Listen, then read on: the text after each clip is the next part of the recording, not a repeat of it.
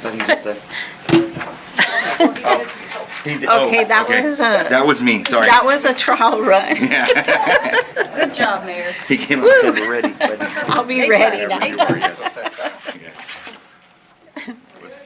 Now we're good. Okay. Sorry about that. Welcome, everyone. It is 4:30 PM today. Welcome to our city council meeting on Tuesday, January 18th, 2022. I will call this meeting to order. And we will ask for certification of a quorum. And by that, by showing roll call, as I call your name, say present. Mr. P. Crisp, Here, present. Mr. Molina, Present. Mr. Burke, Present. and Mrs. Bowen. Present. Okay, and I'm here. Okay, so we do have quorum. Agenda item number 2 would be our invocation and pledge of allegiance. Mr. Burke, would you lead us in pledge of allegiance after the invocation? And our invocation will be given by I don't have it, I'm sorry. Where did I put it? Yes, I'm so sorry. By Pastor Craig Blakely, pastor of the Emmanuel Baptist Church here in Alice. Thank you. It's an honor to be here as I get to pray for you, and I believe this is your first meeting of the year. Yes. All right, so it's a good opportunity to pray together for God's guidance. So let's join our hearts together as we pray for our city leadership and for our city. Let's pray. Dear Father, we thank you for this important time right now. We commit it to you, believing that, Father, you have beautiful plans for our community, for our city. We pray, Father, that you would guide throughout this meeting and throughout this entire year to show your plans to prosper us, not to harm us, but to give us hope and to give us a future. And as we pray for that, I pray specifically for our mayor, for Mayor Carrasco, for the city council members, for the city leadership. I pray for your wisdom, Father, that you would guide them, and that, Lord, they would trust in you, and that they wouldn't lean upon their own understanding, but that they would trust you with all of their heart, and that you would keep their path straight throughout this year, that this year would be a prosperous year for Alice, that there would be renewal and revival, there would be revitalization in different aspects of our city. Father, that you'd be watching over our firefighters and our police officers, keeping us safe, protecting our city, God. I pray especially that you would be unifying the city and the city staff, that they would work well together with a beautiful purpose, under great leadership. And Father, that you would be just giving creative, inspiring, excited thoughts for the leadership, that God, it would it be contagious in a good way, that God, you would motivate the offices and the different departments to just do great things and bless them with beautiful integrity and honesty, and God, that they would work together with that unity to help one another, encourage one another.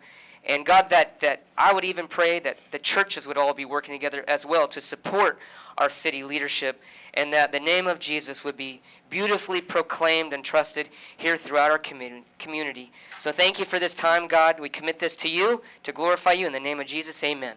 Amen. God bless you. Thank you. Same here. Please face the flag, hand over heart. I pledge allegiance to the flag of the United States of America and to the republic for which it stands, one nation, under God, indivisible, with liberty and justice for all. Thank you. Okay, we will move on to agenda item number 3, public comments. We have 2 citizens that would like to make some comments, and I will call for Dr. Stephanie Yuma and Mrs. Braden Becknell. Okay. Welcome. And if you could just state your name, address, and Good afternoon. I'm Dr. Stephanie Yuma with Coastal Bend College. I am not a resident of Alice. I'm speaking on behalf of CBC, so I live in Kingsville. I'm accompanied by Ms. Braden Becknell, who also is with Coastal Bend College. She's housed at the Beagle campus. We have spoken with several city and county leaders for the last since I've been there, the last 6 months for sure, about some of the things that we're looking to do with Coastal Bend College and some of the upgrades and the additional programs we'd like to bring. And we've had the mayor and several other individuals write letters of support. In fact, it wasn't just from the mayor, it was from the whole city council for some of the grants that we have applied for.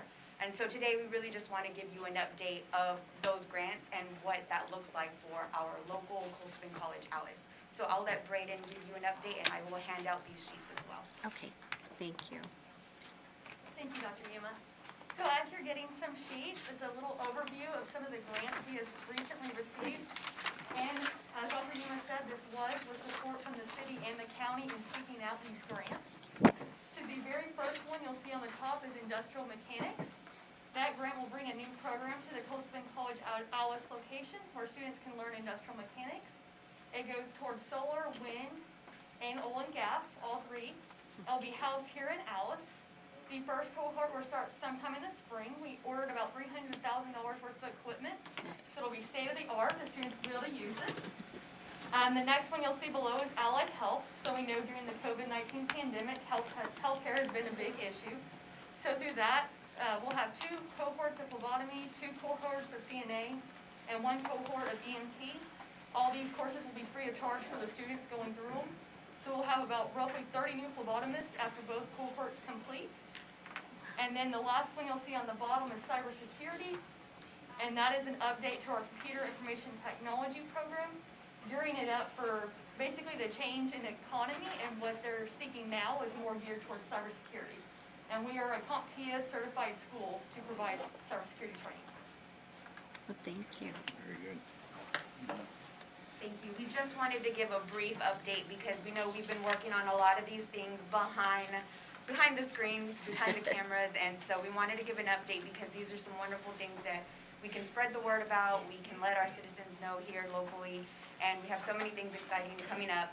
We know that we are planning to have an open house sometime, hopefully this coming semester, where we invite all of the leaders locally as well as the community out to our college to see some of these things hands-on and just kind of have a tour of what this campus looks like with some of these new hands-on programs that we'll have housed there. So we're just really waiting on getting those rooms together and starting these programs. So thank you so much for having us here today. Thank you. Thank you.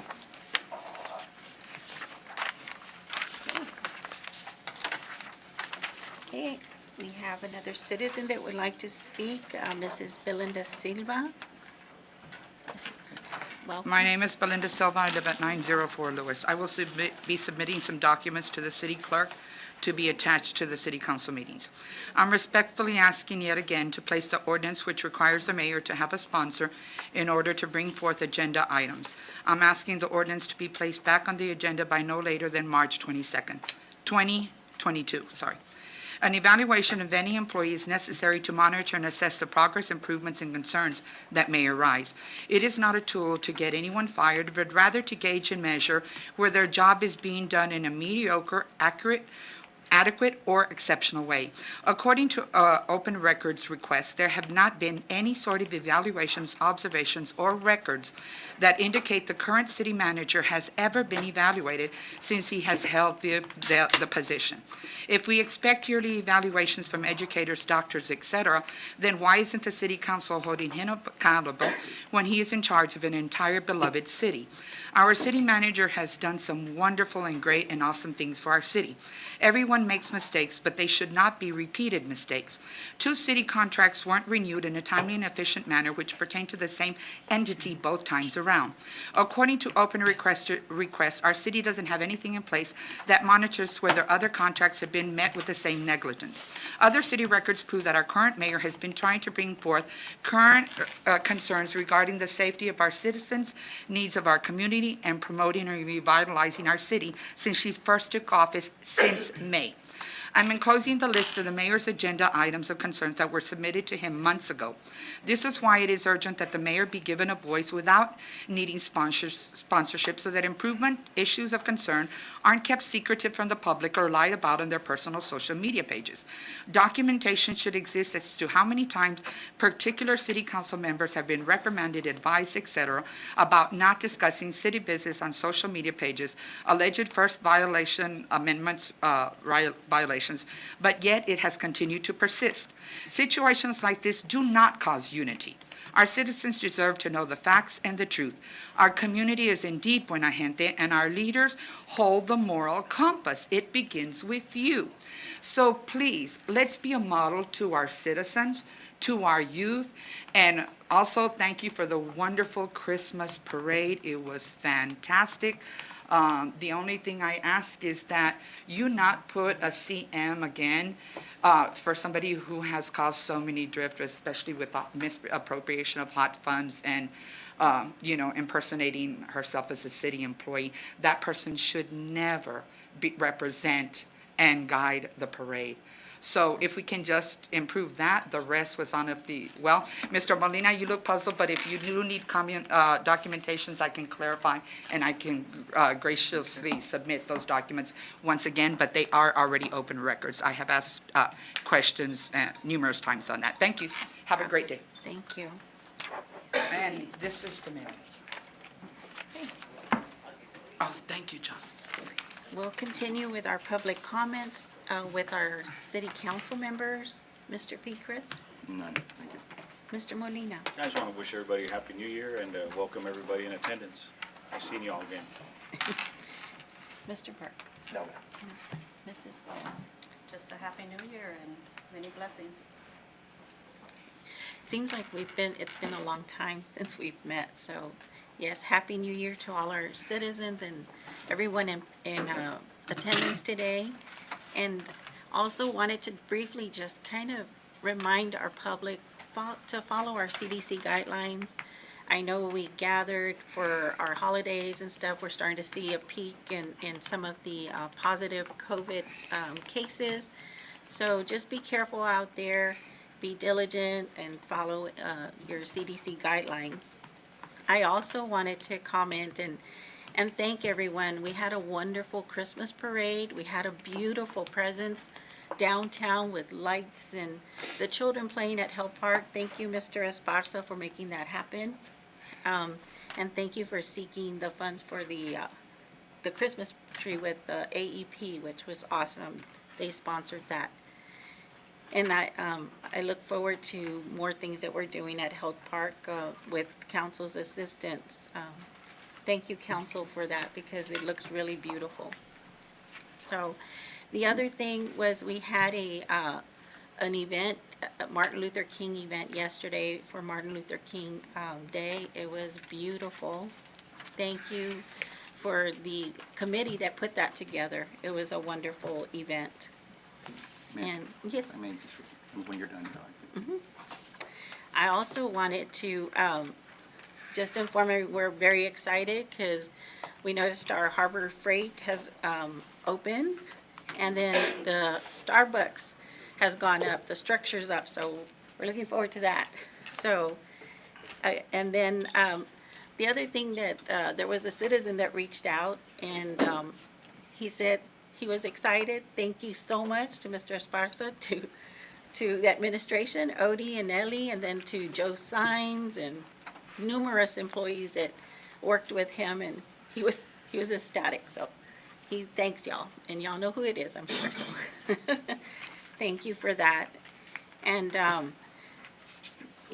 did want to just say that there are some things that I did request on agenda items, but I look forward to working together as one, and I will continue to try and reach out, and I look forward to starting this new year exciting and in good spirits and working together in unity. And I respect each and every one of y'all, and thank you so much for everything y'all do. It's not easy sitting up here. It's hard. It's hard with some of the decisions we make. So thank y'all so much, and we keep moving Alice forward. And Mr. Chris? Yes, I just wanted to say congratulations. Last night, there was an event held here locally by the Habitat for Humanity. Yes. It was a fundraiser held, and they provide affordable homes. It's not a free home. Affordable homes to families that qualify. And fundraiser, the community came together, and we were able to raise beyond our goal. And we thank the community and the businesses in the surrounding area for all of that.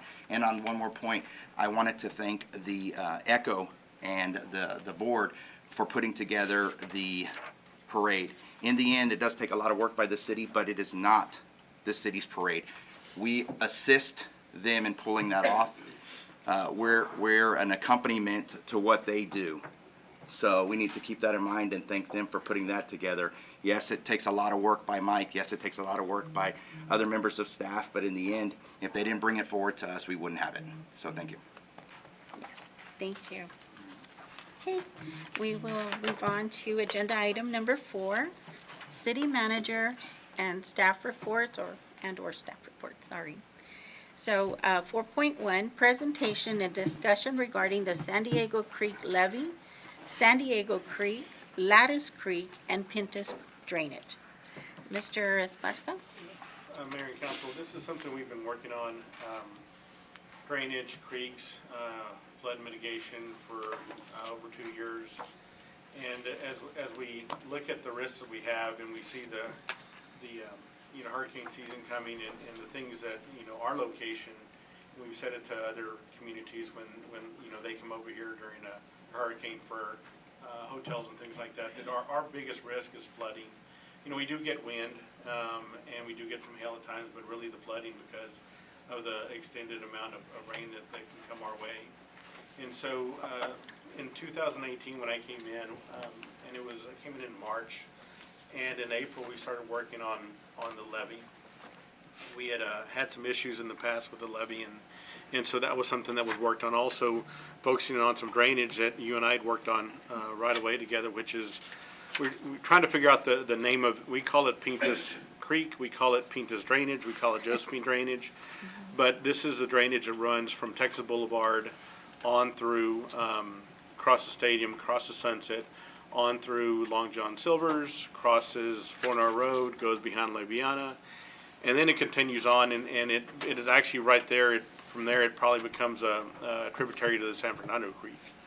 And so that's outside the city limits. Once you go a little ways, it's outside, and it crosses Saint Drive. And that's kind of where there's been a lot of backup, but we cleared it right away, and we keep it pretty well maintained.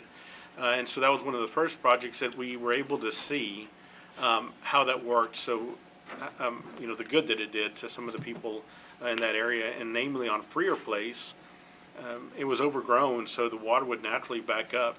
And the neighbor right there on Freer Place, even a small rain would get water almost into his property. And right away, when we cleared it up, you saw the water just flowing, and it flows pretty quick out there. But we still have, we knew we had other areas to work on past that. So that's one of the drainage areas. Then we have Lattice Creek, which is a pretty big creek that was worked on, I believe, years ago. And that needs some clearing of brush. And so we've been working on that. In the summer, we started working on that creek a little bit to kind of get an idea of where we are. We've used some drones. We used somebody with a mulcher, a small mulcher, to be able to get into certain places and open that up and see what do we really need to do. Do we need to mulch everything down, or do we need to just do some of the inside? So we'll show some of that on these slides in this presentation that I have. And the other creek or drainage that we have is the San Diego Creek. And San Diego Creek runs through the north side of town, and that actually has about 3.5 miles of a levee. It's a federally accredited levee. It was built in 1955. It's an earthen levee and a concrete wall levee.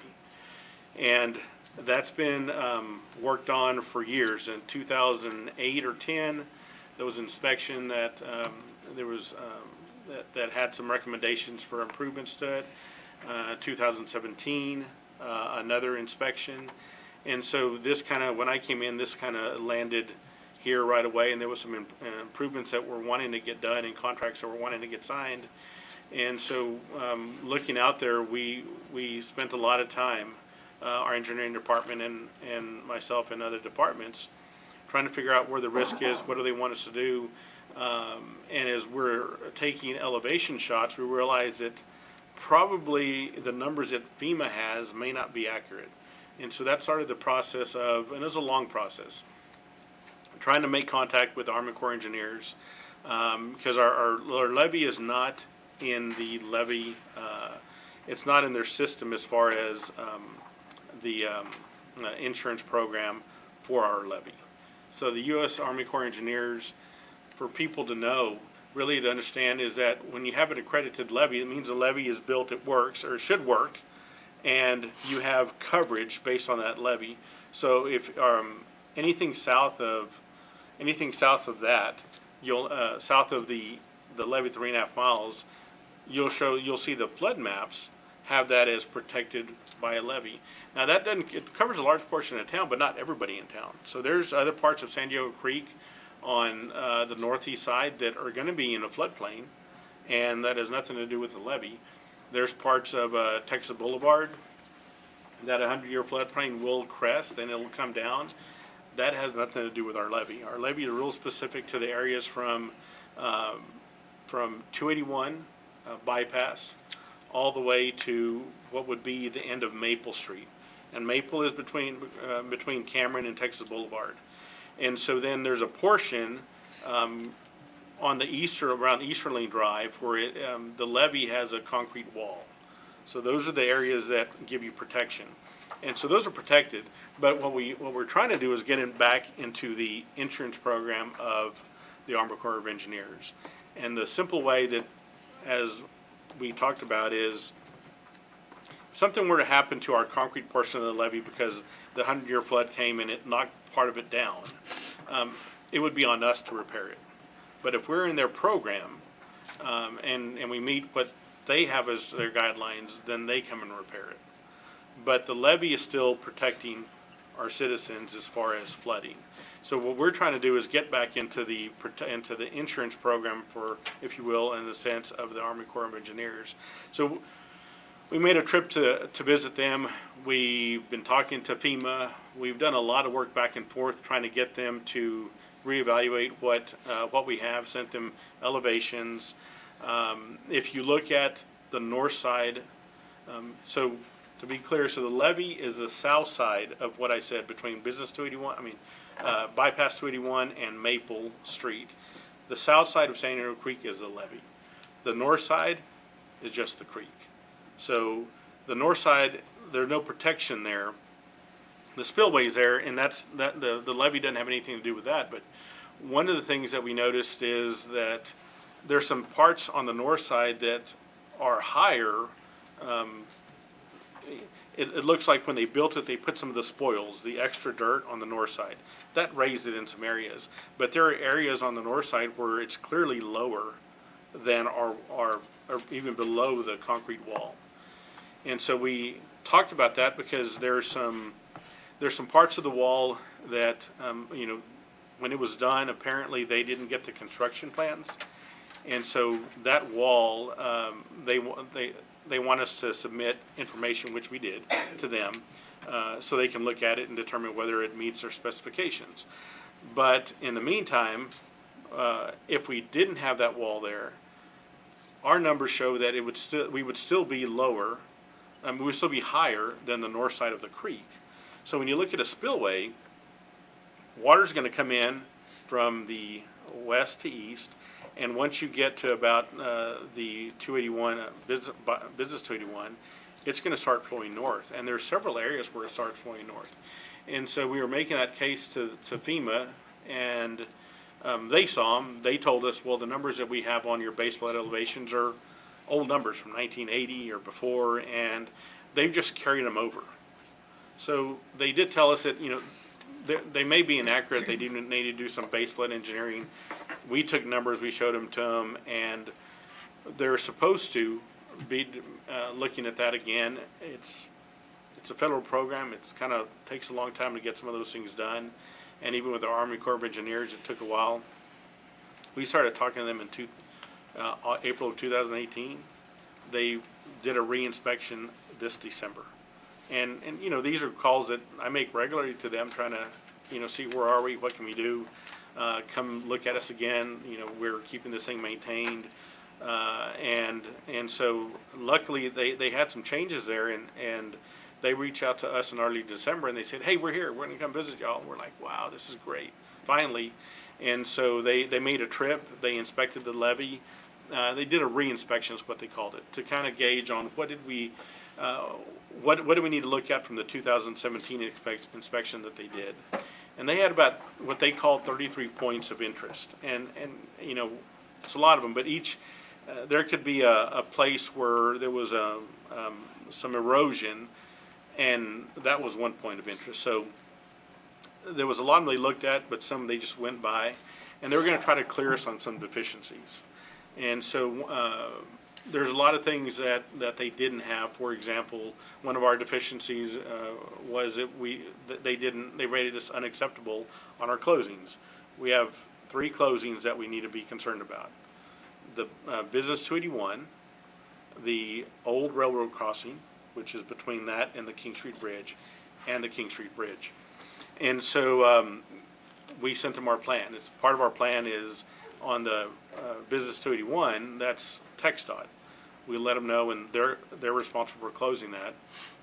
On the old railroad crossing, that takes about 3 sandbags high, and it's not but about maybe 12 feet wide or so. And so we submitted our plan for that. They wanted to know where we kept the sandbags, and they'll more than likely they'll clear us on that because we gave them a plan for what we plan on doing. The King Street Bridge elevations go from about 215, if I remember correctly, to 213. And if you continue on the earthen part of the levee, there's 211 and 211 and a half. And so the plan that we gave them was we just need 1 sandbag to be able to get to the 211. So if the breach is going to go, it's going to be on the earthen part past that 211. And so we don't have to put 3 foot of sandbags. We need to have it above the next lowest breach that could be on the earthen part. Talked about all that. We're waiting to hear back on from them from the December meeting, but that was one of the parts that they were concerned about. Another part was the apparently they're showing that there was 200 feet of levee that was removed. Now, I can tell you that no one went out there and removed 200 feet of dirt from the levee. And so when they came out here, they were looking at it, and Mayor, that was when you were there at that time, and Sal and I, the guy with Army Corps Engineers, were standing where they were showing the 200 feet would be, and it's like, well, this is toward the end of the levee. And they're thinking maybe there were some numbers or they measured wrong, or when they took that last measurement that they were standing in a different spot. So, they left here saying, we're going to relook at that, and that may not be an issue either. The concrete wall, there were some cracks and things that may need to be looked at. They said, if we repair them, we should be okay. But the big thing is whether it needs to be raised anymore. And that is something that's going to be between FEMA, us, and Army Corps Engineers, mainly FEMA. So they're taking that into consideration too. But they did a pretty thorough inspection. We were here for it was almost a full day on Wednesday and then on to Thursday, and they did an exit, and it was for me it was great to have them here and going through it. And one of the things we got out of there is that they can tell that we're very interested, and they can tell we want to get this thing back, and we're not going to let it, go, on the vegetation side or maintenance side. And they were real helpful. There's some things that we did from the 2017 inspection or before that hadn't been done, and we'll show these on here in a second too. But we're waiting for their report, and hopefully, they want to get us back in their system. We want to be in their system also. But, the levee is accredited, and it's in the system, and it gives us flood coverage. But we want to take it to the next step and be, fully in their system. And I know, looking at it, when if the general public sometimes, you can go find all the levy information on their website. And when I go there periodically, see if they ever change anything.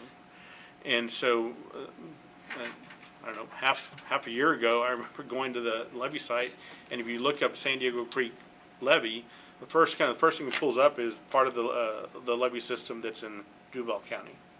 And you show that, it says not accredited, not in the system, all of that. And so I didn't look at the map. I just looked at that thing, and I was like, oh, what happened? So I want to make sure people, when they go to the levy side, if you want to look at it, we're the San Diego Creek levy on the Jimwell side. And it's, there's multiple parts of the San Diego Creek levy, but this is the Jimwell side. But I want to go through some of these slides now and show some of the things that we've done. Not all of, there's a few of them that are before and after. Our guys that we have working, they're more interested in getting it done than to take the pictures. And so we got to remind them sometimes, hey, try to get some few pictures before. But you'll be able to tell how, if there's something that's clear, I can tell you that it was filled up before. And then there's some drone footage that we took also. And this right here is going to be part of the San Diego Creek where the right side was lower into the pathway, and so that got cleared. This is we're sitting on the north side looking south, and you can see that vegetation there. That got cleared, but this is the Business 281 bridge. Right there on the corner where the brush is, that's where the concrete part starts. Now, on the right slide, on the right picture, you'll see that's like a flapper, a duckbill valve, a duckbill cover, and that's drainage that comes into the levee, and that was something that was noted. And those things are supposed to have, with water coming in, pressure, it opens up, and then it closes, and opens up and closes. But if it doesn't seal too well, now you're having an unacceptable rating. And I think there was 4 of those, and so we got through and we got those repaired. Now, there's a couple of things that happen also as we talk about the duckbill valves. If we're going to repair something, there's a process to go through if you're going to make a modification to the levee. And there's some things that we, if we have time, we look at it like if it's an emergency that we need to get done, we're going to do it, and then let them know what we did and send them all the plans and specs, and hopefully they'll approve it. But, this thing, if it doesn't close, water's going to come back out. So this was something that we decided we need to get it fixed right now, and then send them our plans and specs. And, we talked to our, to ICE Engineering, our engineering consultant, and we talked about these, and we got them done, and they got the specs together, and they're going to we're going to submit to Army Corps of Engineers the repair that we did on those. This is also this is the King Street Bridge. You can see on the left side that was, we keep that mowed. There's that rock is called riprap. A lot of times it gets overgrown. That's one of the deficiencies that we had over the years. And so we keep it mowed pretty regularly. And now this is also looking this is looking east to west, right below that bridge. And that's all part of the levee on the south side.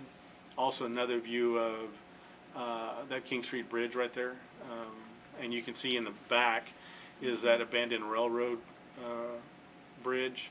And so that's all clean.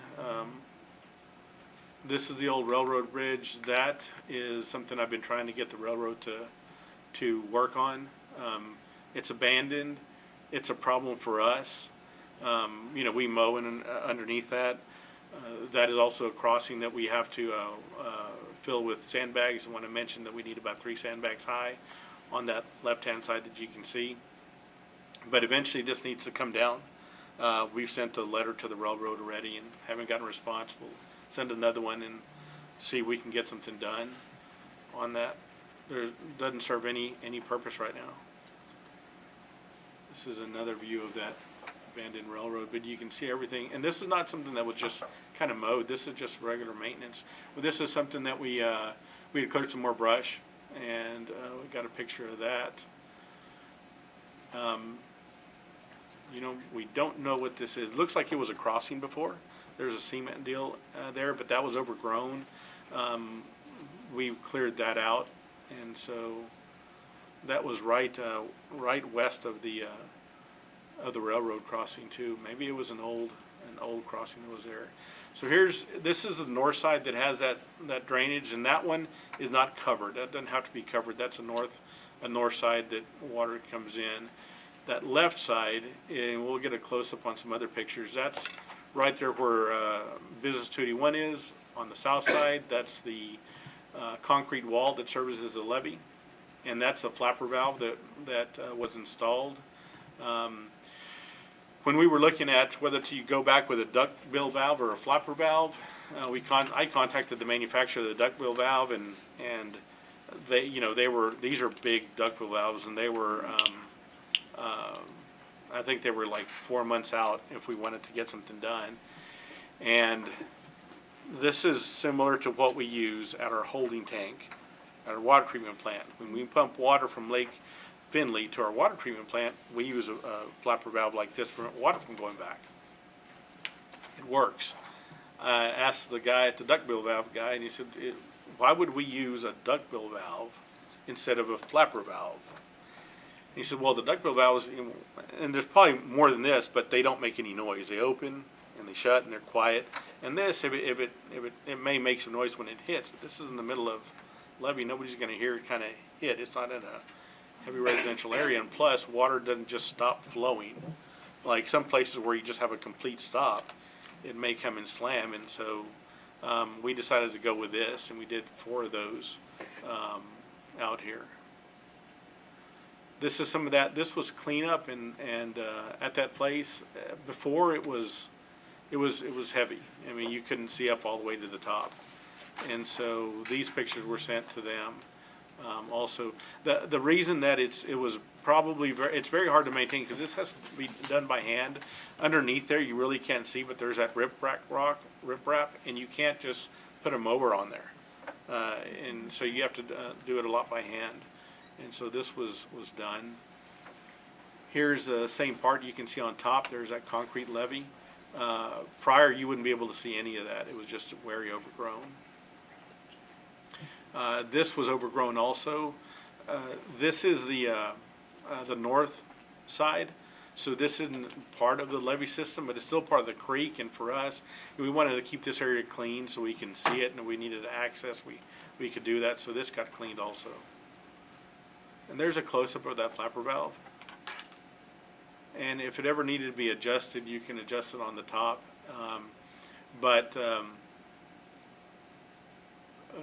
The guys, we hired a company to come and do that. And Demetrio, was that in Hossa's Welding? Yeah, and they did this pretty quick for us. The same people that we've used over at the water plant. Right here, this is coming right past, this is Easterling, coming past Business 281. You can see that's another flapper valve they were inspecting. And so this is on the left, still the levee part, and now we're facing west. And that's one of the employees from the Army Corps of Engineers. This is another one this one is outside the city limits. This was one that we hadn't seen. We don't maintain this area, and we hadn't seen it. It was real covered, and so this has needed some work, and so we got that one done as well. There's a picture further on of that. You know, a lot of different people had pictures. We put it together. And we had a lot of people working on these slides, and so not all of them are in order. So this is an area, this is the Lattice Creek, and this is an opening. And so if you look at the left-hand side of this, this is down in the creek, and the right-hand side where the brush is, that's actually another step lower. And so we're determining what are we going to do here as far as where we're going to clean, be able to maintain it. And that little machine there does a lot of work, and it's able to get into places that the big mulcher that's on a track hoe with a boom on it just can't get into. And so this has been real handy to be able to see what we have. And so you can drive in here and look at it. And so we haven't done the complete maintenance and all this, but we're getting ready to figure out how we're going to proceed. But all this was covered in brush before. This is that last one that I showed you was outside the city limits. That was a very different type of valve, and so they were able to get this done as well. It took some work. We had to dig out and get this done, but it's very similar to the other one. So here, the left-hand picture, that was a brush part of the levee that had gotten overgrown. It's not a real big part, but it was in the middle of it, and it was in the place that needed to be cleared. I think what happened over the years is it got built up where a mower couldn't just get over it, so we had that mulched down. The right picture, that is a picture of the end of the Pintus drainage, and this is right behind La Viana, the old hospital there, the La Viana building, a little bit toward the end of Tolson Road. So this is Medical Center Drive, and so this is looking from east, from west looking east. This is that same area right here on the left. That's that same area at Lattice Creek, and this right here on the right is some more of the levee clearing. This was more on the west side of, not the levee part, and it's on the north side, northwest. So we just cleaned a little bit there. Now, this area right here on the left is also that Josephine or Pintus Creek, right around the same part, just a little bit further down. And on the right, that's the same area. And this is right east of, right west of the bridge of and you can see they cleared up that brush pile. We were looking at it from the other side just a second ago, and that was holding some water also. Here on the left side, that's Josephine, Pintus Creek. Both of these are. And there'll be some drone video at the end that I'll show you. You'll really see how it panned up real nicely. This is also a levee clearing that we did. Here's that same Josephine Pintus drainage. That it was so overgrown. I don't think it ever been touched. He cleared that pathway through there, and there's probably some more that needs to get done. But there was a couple of areas that were dammed up because of just tires and debris and things that had built up over the years. And so there was two dams that were there. It was that dam which caused water to rise and naturally back up into the city. And then there was another area where there was some concrete that was sitting there with tires and culverts, and looked like the water would have to rise about 3 feet before it moved over to continue on. So where's Joe Sines? This is a Joe Sines picture, I guess you can tell, right? Yeah, that turn your heads. I think we were gonna take that. I said, no, we'll just leave it. So this is the levee right there. When they were here, they pointed out some obstructions that they wanted us to clear, and we had our guys that were out and about, and they were able to do it when they were here. And so Joe Sines' crew took out two big trees that were right here that were needed to get taken out. And they were right at the corner of that property where that building is. This is at the end of Carlos Trail. This area was just full of brush, and we needed to get back to see, how do we get back to this creek? And this was, you see that center part, those two trees right to the right, that's one of the entrances that he cleared out so we could go in there. And there's that other entrance there. And if you can see, so I'm parked up there, walked down, that's the entrance down into Lattice Creek. He cleared all that up, and so it gives you an idea of now there's 3 points of access, so when we need to go in there and keep things mowed, we can do that. And that's also that same area coming down, and now we're looking east from that area. same area right there where it's cleared, and there's another drop right there. I think you can see a little bit of water down there where it's another little drop.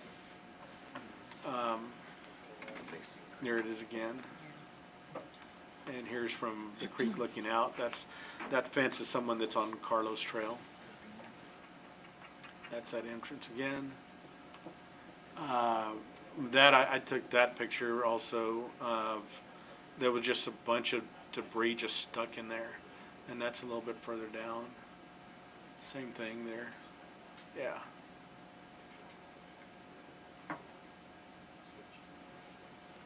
And also cleared some of that along the side, so we could mow pretty easily. So the mulcher got mowed, that way when we go out there, we'll be able to clear a lot better. Same area going down into being in the creek there, Lattice Creek. Okay, so here we are heading east on, this is Texas Boulevard. We hung a left on the creek, right at the bridge toward Commerce Road. So now we're going left, going east. This is the San Diego Creek, okay, and the levee's further up. We won't be able to get to it from here, but we'll see it in a little bit. But you can see that this tends to hold water quite a bit, and the contractor we had mulching, he went in there and cleared as much as he could, but he had to stop. And so right there is kind of where, as far as we could go before the drone kind of turned around. But this is the San Diego Creek from Texas Boulevard going west. You can see our holding tank out there and the water plant going toward Commerce Road. And I think there's Grayson Drive or something like that out here on the left. And if we continue on, we're going to be a little bit parallel to Texas Boulevard. And so this part is not the levee at all, but we're going to start looking at places that we can kind of open up to be able to get flow.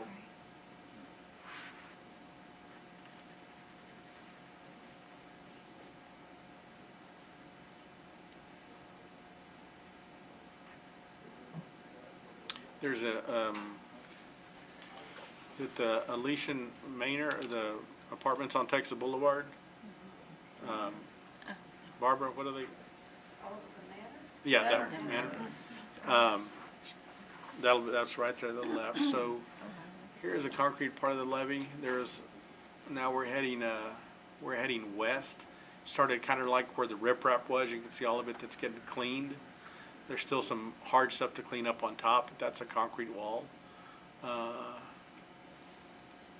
We've had a lot of our crews working out there. Some of that on top you can actually drive up.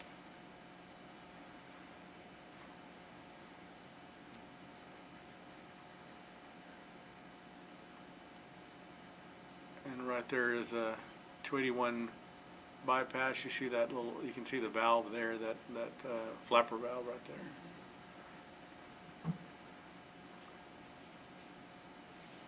So this was cleaned a little bit more also from what the picture has from when we took the drone footage.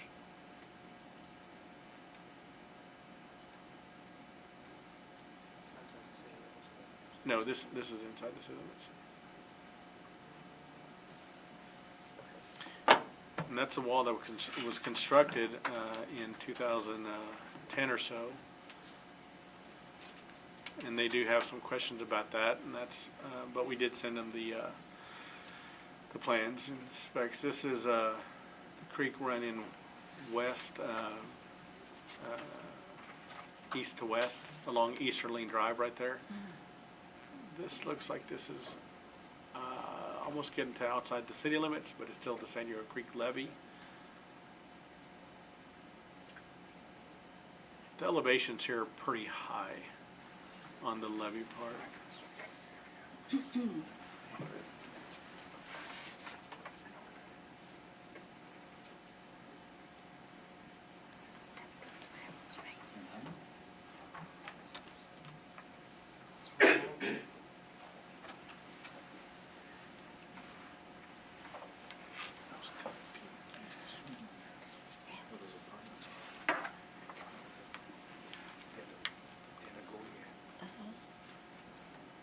Now, here it is again. Now we're going, continuing on toward the bypass, 281 bypass. So we're still heading west. Strange. Seeing these pictures, it's hard to imagine, I mean, really how much area Yeah. we're viewing here, and the actual width of the area that's being maintained by staff. It's rather large. Well, look at the building that's coming up. Yeah. Compare it to the space. There you go. So we maintain, there's the city limits, past the city limits, the county maintains, and we maintain on our side of the, in the city limits. And so this was recently mowed. Commissioner Garcia was out there with his crews mowing this when, before the, it was a little bit before the inspection. Actually, they were still clearing some of the north side, which is not part of the levee system, but they were mowing it, and he was able, we were visiting with him on the day of the inspection.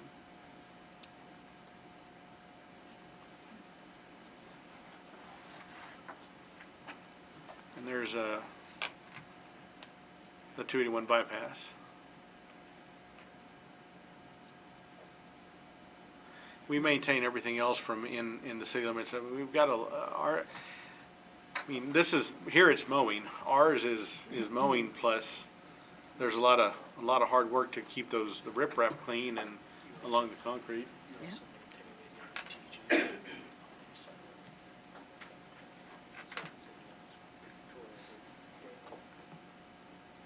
city's portion had a lot more palm trees. Oh, yeah.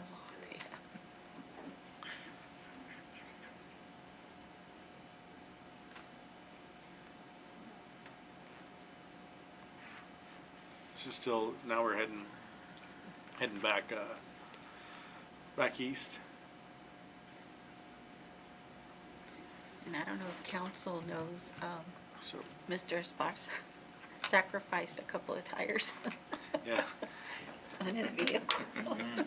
So here, this is that part behind La Viana, and you can see this, all this was filled. Now, this was mulched probably 6-8 months ago. But this you could not get in here. And this is where, I don't know, we'll see an area, we may be able to tell where it was kind of backed up for a while. But this all got cleared, and you can actually, drive it right there. It looks like it's kind of wet, but when they took this, but I've driven in there. Now, right about here, we may be, if you were to go down Medical Center Drive and head south, you'd probably be pretty close to here.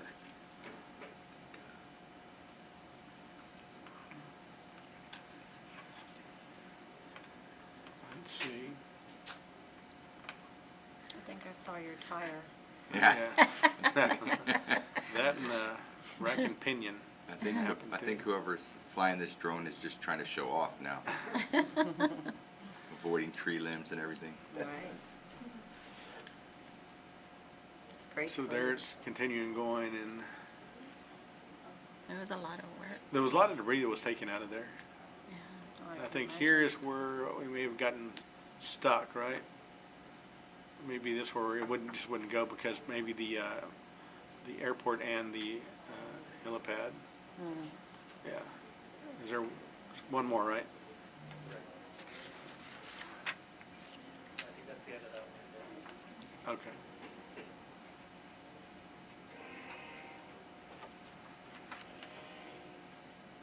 Okay, where are we?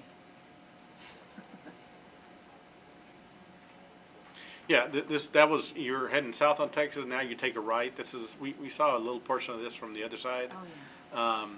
And so this is really just San Diego Creek. A lot of this got cleaned, also. And some of it stopped because, yeah, you couldn't go down there because it was still wet. And, our goal is to get water as quick as we can out, so it won't raise up.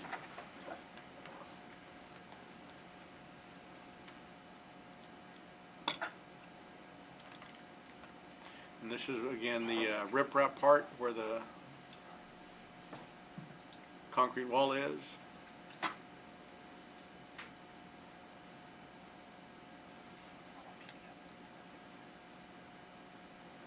And the contractors, we had some contractors doing this, and you can see there's equipment, but they're having to do a lot of it. There's hard, some of it is not too easy to do with machine. A lot of it has to be done by hand, and it's difficult to keep that riprap from the vegetation to continue to grow.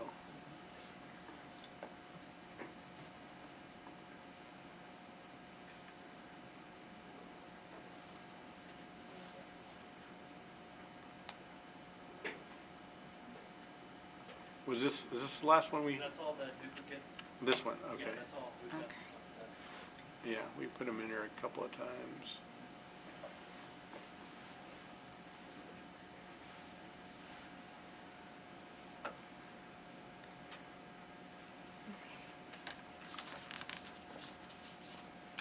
We took several different footages. Is this the same one from that? This is the one that shows the trash can in the back of the truck. Oh, yeah, okay. Yeah, there was even, and that was the thing, one of our trash cans had made its way down all the way, Oh, wow. all the way almost outside the city limits.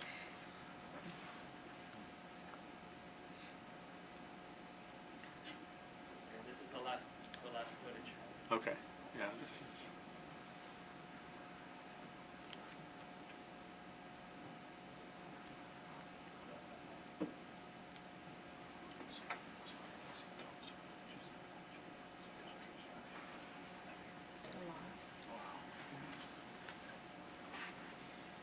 Here, this is, yeah, kind of looking back west a little bit.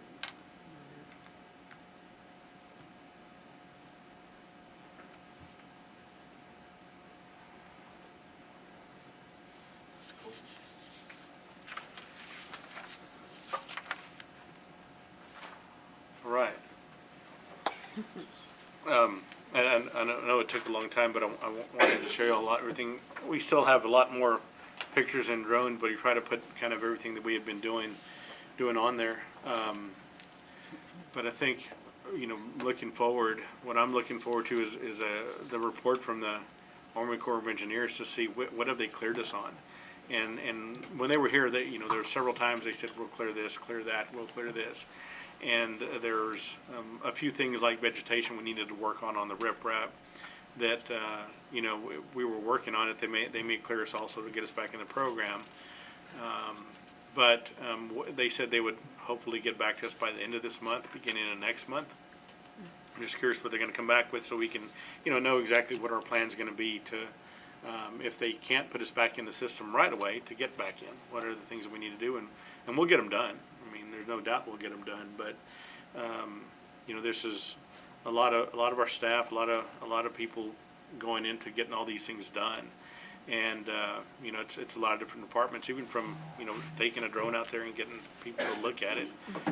But we want to keep water out and keep our citizens safe, so we're going to continue working on the creeks and the drainage and figuring out ways to make it better as we go. Thank you. Okay, thank you. Thank you very much. I appreciate it. Appreciate all the work. Yeah. That was a lot of work, and I know it's gonna be tough to keep it and maintain it, so thank you so much. Yes, ma'am.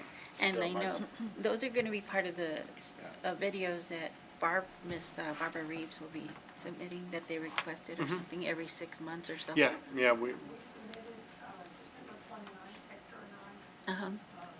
We helped me create the folders and put it in a Dropbox. So we submitted the drone, one of the drone footages, and then Parks and Recreation mowing record, Joe's pictures. Joe's. That's outside the, Request that we follow the formal order and recognize the speaker Yes. and not have a conversational tone from the gallery. yes, sir. Thank you. Okay, we will move on, and thank you again for that presentation. Just wanted that tidbit so they would know. yeah.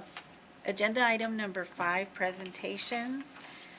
5.1, presentation of proclamation for Crime Stoppers of South Texas. This was brought to us by myself and Councilmember Mr. Ron Burke. 5.2, presentation of proclamation recognizing January 23rd to 29th, 2022 as School Choice Week in Alice. 5.3 is presentation of proclamation to the Purple Door recognizing February as Teen Dating Violence Awareness Month.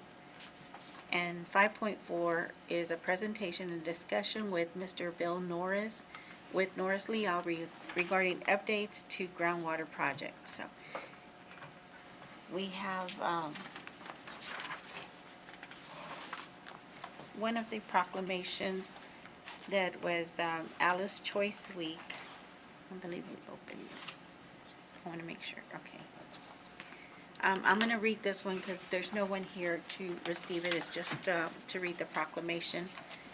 Whereas all children in Alice should have access to the highest quality education possible, and whereas Alice recognizes the important role that an effective education plays in preparing all students in Alice to be successful adults, and whereas quality education is critically important to the economic vitality of Alice, and whereas Alice is home to a multitude of high-quality public and non-public schools from which parents can choose for their children in addition to families who educate their children in the home, and whereas educational variety not only helps to diversify our economy but also enhances the vibrancy of our community, and whereas Alice has many high-quality teaching professionals in all types of school settings who are committed to educating our children, and whereas School Choice Week is celebrated across the country by millions of students, parents,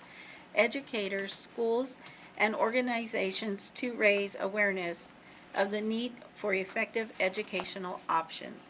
Now therefore, I, Cynthia Carrasco, Mayor of the City of Alice, do hereby recognize January 23rd through the 29th of 2022, Alice School Choice Week, and I call this observance to the attention of all citizens. Thank you so much. Okay. And thank you, Council, for letting me take that a little bit out of order there. So. That's fine. Okay. If you'll join me, we will ask Ms. Ophelia Hunter that's here with Crime Stoppers to receive the proclamation. And Council? I'm also gonna ask my board to come up. Okay. Mr. Garcia and our president, Herman Herrera. Mr. Would you like to read it? Oh, I'll sure. stand beside. Oh, sure. I'll be right there with you.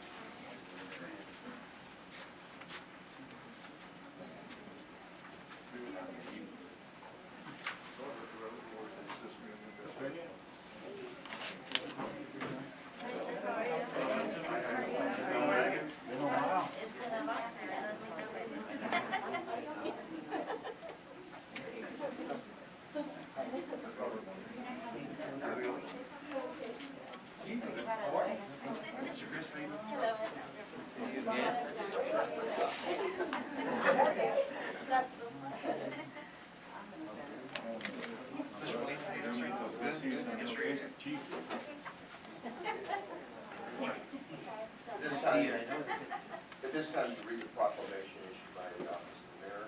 Crime Stoppers of South Texas was officially established 20 years ago in 2001 as Crime Stoppers of Alice Jim Wells Incorporated, and the program is certified by the Texas Crime Stoppers Advisory Council, Office of the Governor's Criminal Justice Division. This certification allows the program to receive court-ordered probation fees from those convicted of crimes. Therefore, rewards are paid from court fees with no tax dollars involved. Since they began in 2001, Crime Stoppers of South Texas Incorporated for 20 years has empowered citizens across South Texas to take a stand against crime. The program has brought together businesses, citizens, law enforcement, and the media to combat crime and make our communities safer. Crime Stoppers has helped solve over 1 million crimes across the nation by encouraging citizens to help reduce crime by combining media awareness, monetary rewards, and anonymity for informants. Crime Stoppers has created an effective method for solving crimes. Every year, Crime Stoppers sponsors a campaign in January to increase awareness of its successful crime reduction efforts. I encourage all citizens of Alice to join in this effort and work to make our communities even safer. We salute Crime Stoppers of South Texas Incorporated on this, their 20th anniversary. Therefore, I, Cynthia Carrasco, Mayor of the City of Alice, do hereby proclaim January 22, 2022 as Crime Stoppers Month in Alice, Texas. Can we get,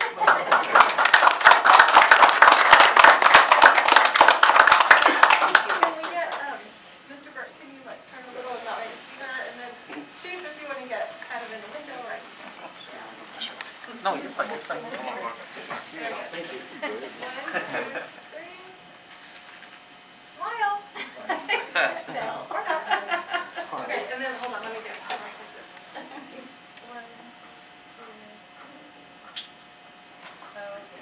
Thank y'all. Thank you. Congratulations. Thank y'all for what y'all doing.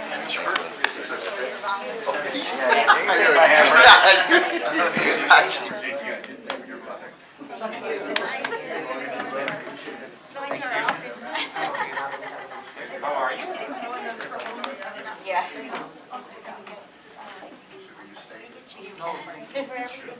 Here's the, Do we have the young lady? Gracie is in the audience. Gracie? Okay. What's her last name? Vasquez. We're gonna present one more. Yeah, I think so. Wait. No? Miss Gracie Watley.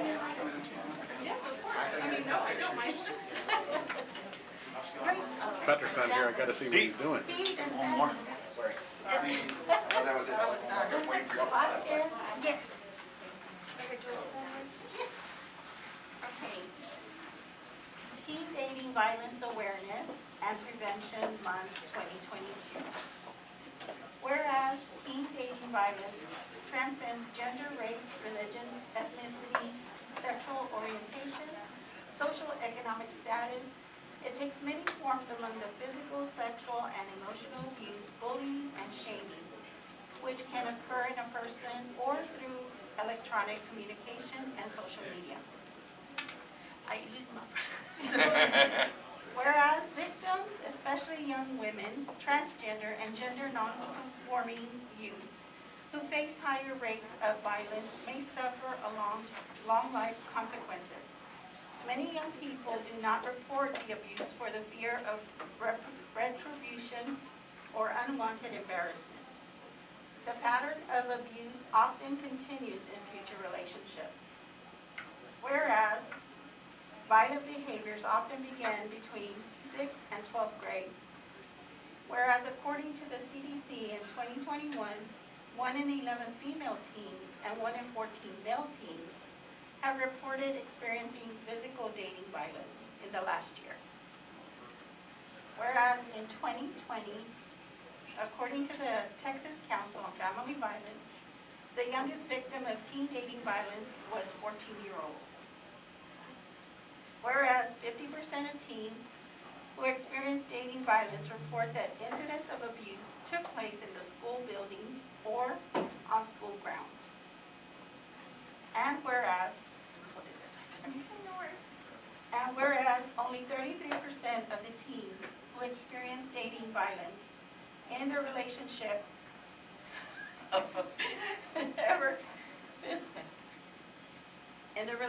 ever tell anyone about the abuse, whereas 81% of the parents believe teen dating violence is not an issue or admit they do not know if it is an issue.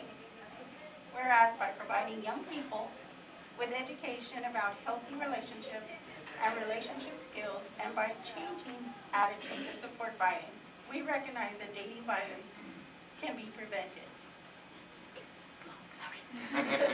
And whereas unhealthy relationships can start early and last a lifetime, it is essential to raise community awareness and to provide training for teachers, counselors, and school staff so that they may recognize when youth are exhibiting signs of dating violence. and every teen has the right to a safe, healthy relationship and to be free from abuse. Therefore, we ask all citizens to loose the ribbon because prevention is action. We can all encourage and model healthy relationships for the next generation. Follow the Purple Door on Facebook and Instagram at Purple Door TX for more ways to get involved. It is the mission of the Purple Door to empower the community and those affected by domestic violence and sexual assault to transition to a safe and healthy environment. Our vision is to end domestic violence and sexual assault in the coastal Bend region. Now therefore, under the powers vested in me as mayor of the city of Alice, I do hereby proclaim February is Teen Dating Violence Awareness Month. It's not like so hard. Thank you for making this for awareness for our children, our teens. Yeah, and then if I get, maybe Cynthia move just a little bit here. No, just Oh. Cynthia. No, Whatever. No, you moved, there you Here. go. Okay. There we There go. we go. I'm dizzy, I can't. 1, 2, 3. 1, 2, 3. And let me get her camera. Well, actually, let me do one like this. Sorry. Okay. And let me use her. 1, 2, 3. Okay. Thank you so much. Sorry about Thank you. Thank you so much. Thank you so much. Thank you for what you do. Sorry about that. We're in this new format where you open, we would do a lot of things at one time. Like I was waiting for y'all to pass by. Here you go. Yes, thank you. How are you? I was waiting for y'all to pass by.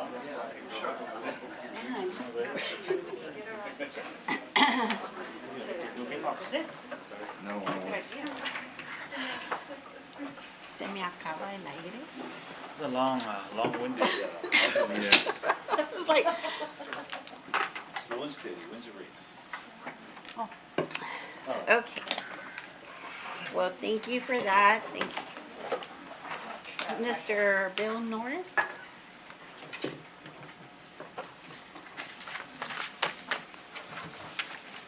Do I get a plaque? Mine's not going to be quite as long. Should have a brief report. And Happy New Year, by the way. It's good to be back. Thank you. Same to you.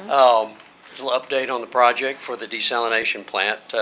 Seven Seas is working on their design process. They're about 99% complete. They've hired a consultant to design their facilities, and so that's not necessarily the critical path. But from our perspective, from the Norris Leo perspective, we submitted the engineering report that we've been working on, trying to tie everything together in December. And so we did have a kind of a pretty long meeting with the Texas Water Development Board on the 7th of January, going over, there's so many, I think the manager of Water Development Board mentioned that this is complicated. Because they've never done this before. They've never done a P3 combined with, and they listed, they said, well, this is kind of like a ham sandwich. Your city's doing the ham and the Seven Seas is doing the sandwich, but without one or the other, it's not going to work. And so with that said, they want a little bit more involvement in the P3, which is, because they're the ham and they're providing water for the bread. So, which is, I can understand, but it also adds another layer of complication, I should say. But anyway, the meeting went well. We're looking at closing out the existing well. We did have an issue with Water Development Board says, well, we've got a well, but no pump in it, and so it's not functional. And so we can't give you final payment. And this was maybe a couple months ago. And so we've been working with them to get final payment to the contract. Well, the contract is not with the Water Development Board, the contract is with the city. So the city could pay that. However, and kind of backtrack.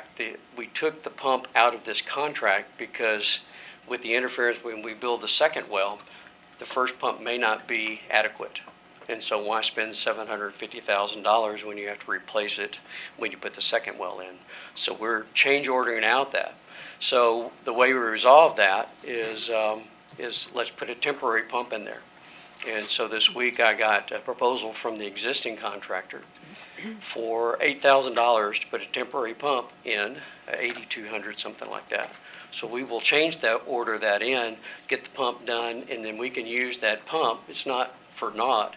We'll be doing samples as we go along over the next year, because there's two things that are critical path with this project. One is permit for discharge, which is listed on the report here, that we are in conversations with TCEQ to get the permit. And that's probably going to take a minimum of 9 months. The other critical path is the environmental information document, of which, once we finish the engineering report and kind of had this meeting with the Texas Water Development Board, we can start the ball rolling there. And so that's another probably 9 months. So we can't really break ground on anything for at least 9 months. Doesn't mean we're not working in the background. And I know I didn't present to you in December, but I think a lot of things have happened since our November meeting and to now. And so hopefully in the next 2 weeks, we'll know where we stand on our discharge permit and get going on the environmental. So things are moving. It just doesn't move as fast as sometimes you'd like it to. But regulatory requirements make us move at a different pace, and that's pretty much, I didn't cover, I don't like to read my report. It's too hard, like reading a proclamation. But anyway, I'm here to answer any questions if you have any. Council, questions? Mr. Chris? I have no questions this time, thank you. Mr. Molina? I just had a quick question on can you kind of explain it once again about that pump issue? The pump?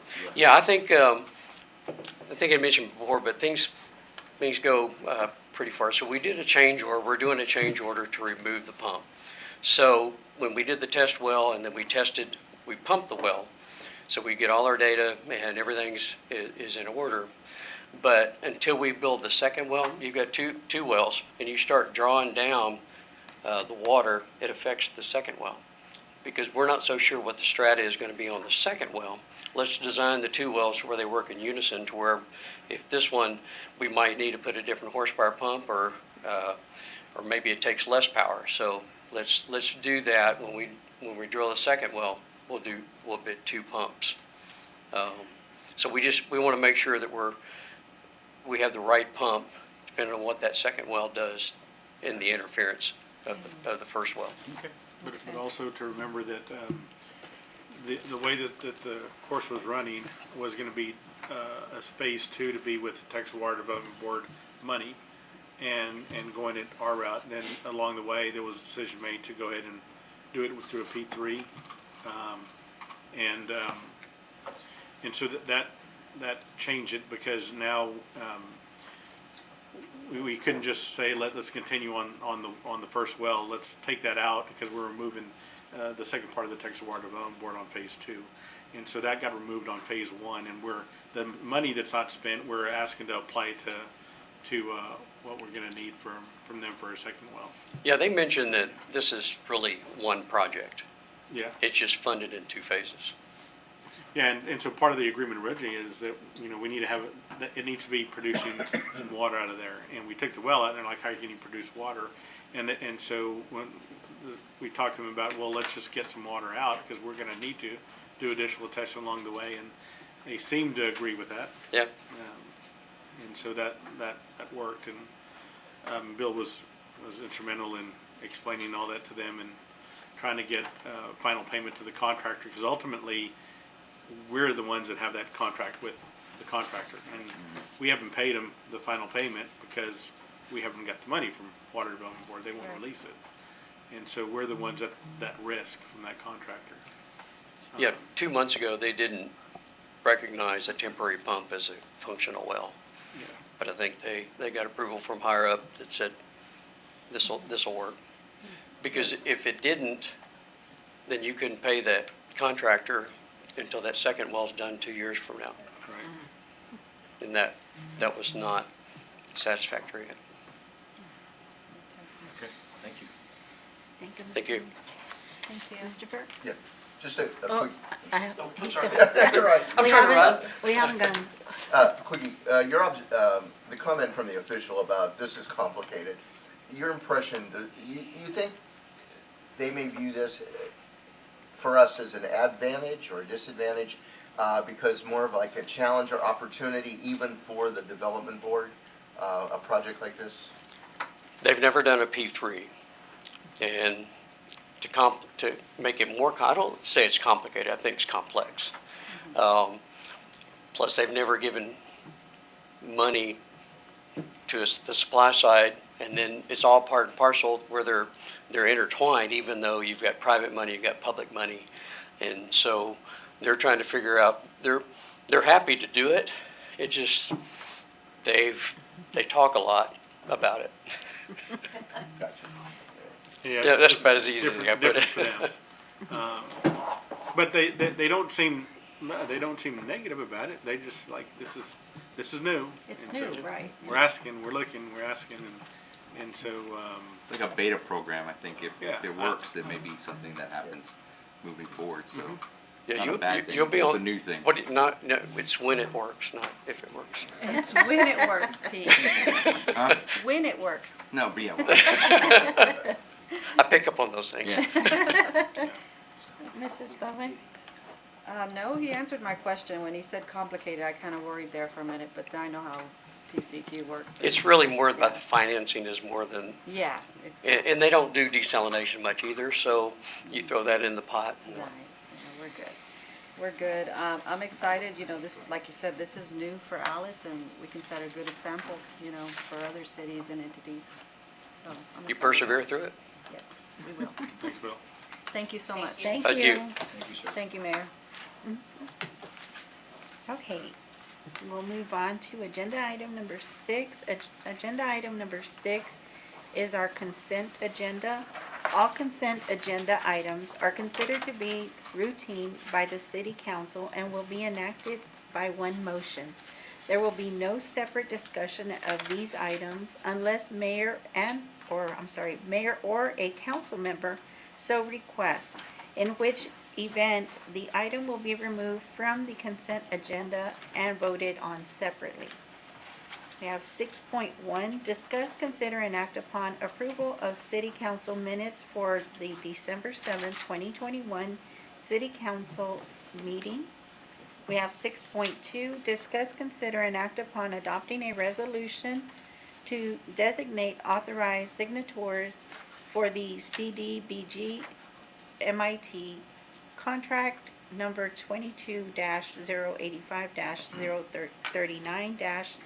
22-085-039-D287 administered by the Texas General Land Office, GLO. Okay, council, is there any objections to the consent agenda items? Or are y'all okay with proceeding to voting on them as I presented? have nothing. I have none, other than I'll be stepping out on 6.2. Okay, So we do have to vote on so there was a, okay, sorry about that. There was a a disclosure statement filed by Mrs. Bowen in reference to a conflict of interest on agenda item number 6.2. So she will step out at this moment. Yeah, sure. it. It's no discussion or anything, but Well, I have a question for council, for our legal counsel, because if she steps out now, that means that she doesn't even get to vote on the minutes. Oh, well, that's true. So how do we handle this? Because this Just is a new vote agenda separately? format. I don't know, this isn't my agenda for me. Yeah, I know, this is new to, yes. I mean, you can, if you want to, you can consider them individually. Yeah, consider them individually. That would be my suggestion, just consider that, although it says something else. I mean, Okay, it says so, to reconsider. y'all want to remove them out of there and consider them separate? Yeah, we have to consider them Okay. individually, yes. Okay, may I have a motion to say, May I make a motion approving the city council meeting City council minutes. Well, do we have to You, remove them first from the consent agenda? No? I just say Okay. call them individually call. and ask for a vote. Okay. All right, sorry about that. That's fine, you want to call it, or you? Okay, for Sure six, did. yeah, she, I've Okay. already opened, so go ahead. Mayor, I make a motion of approving the city council minutes for the December 7, 2021 city council meeting. Second. Okay, so we have a first and a second. All in favor to approve our city council minutes for December 7th, 2021, say aye. Aye. Okay, all opposed, sign. Okay, motion passes. So now Mrs. Bowen will step out for the 6.2 agenda item. Thank you. I'm out of here. Don't go too far. Okay, I will. We'll be listening. Okay, so council, I'll entertain a motion in reference to agenda item 6.2. Mayor, I make a motion to adopt a resolution to designate authorized signatories for the CDBG-MIT contract number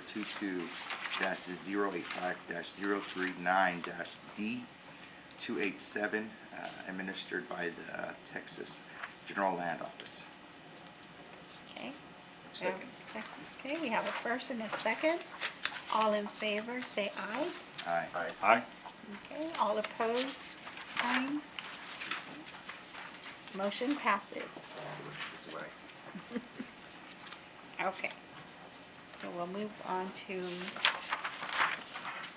and this is another one too, 7.2. Yes. Okay, so.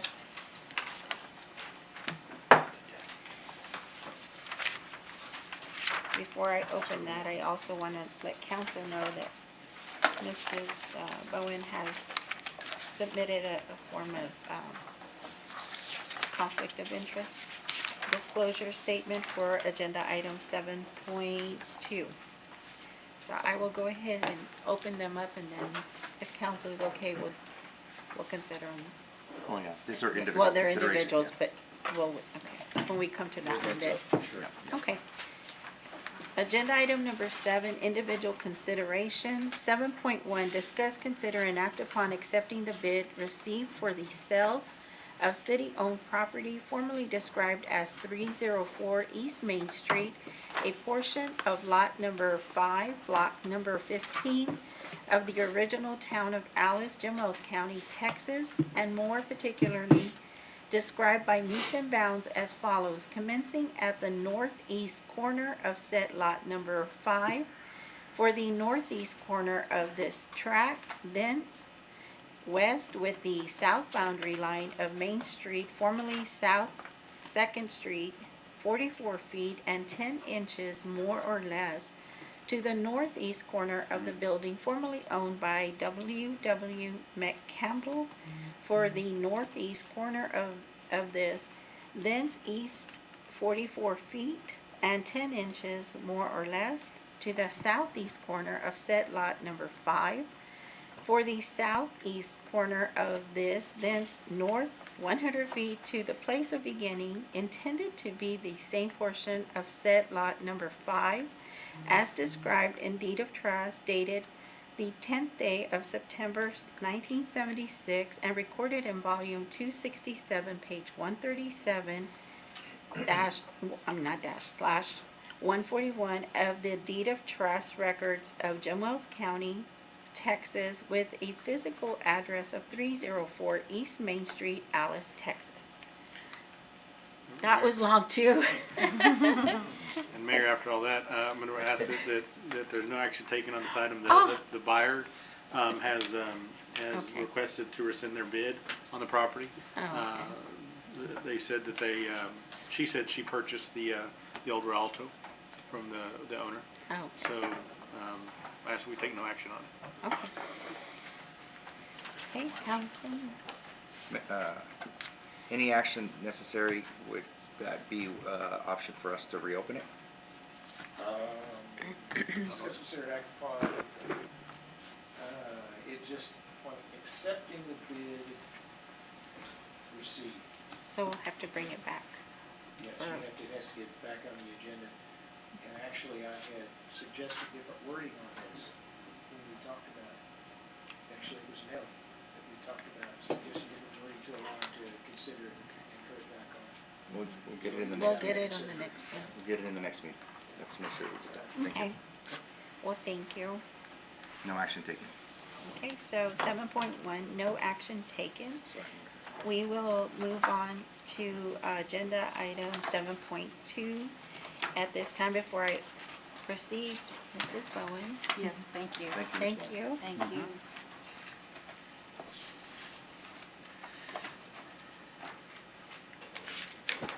Okay, 7.2, discuss, consider, and act upon selecting how to proceed with the TxDOT Waterline Extension Project, including authorizing expenditure associated with selection, existing TxDOT facility-based bid, TxDOT facility and existing land use alternative 1, TxDOT facility and future land use alternative 2.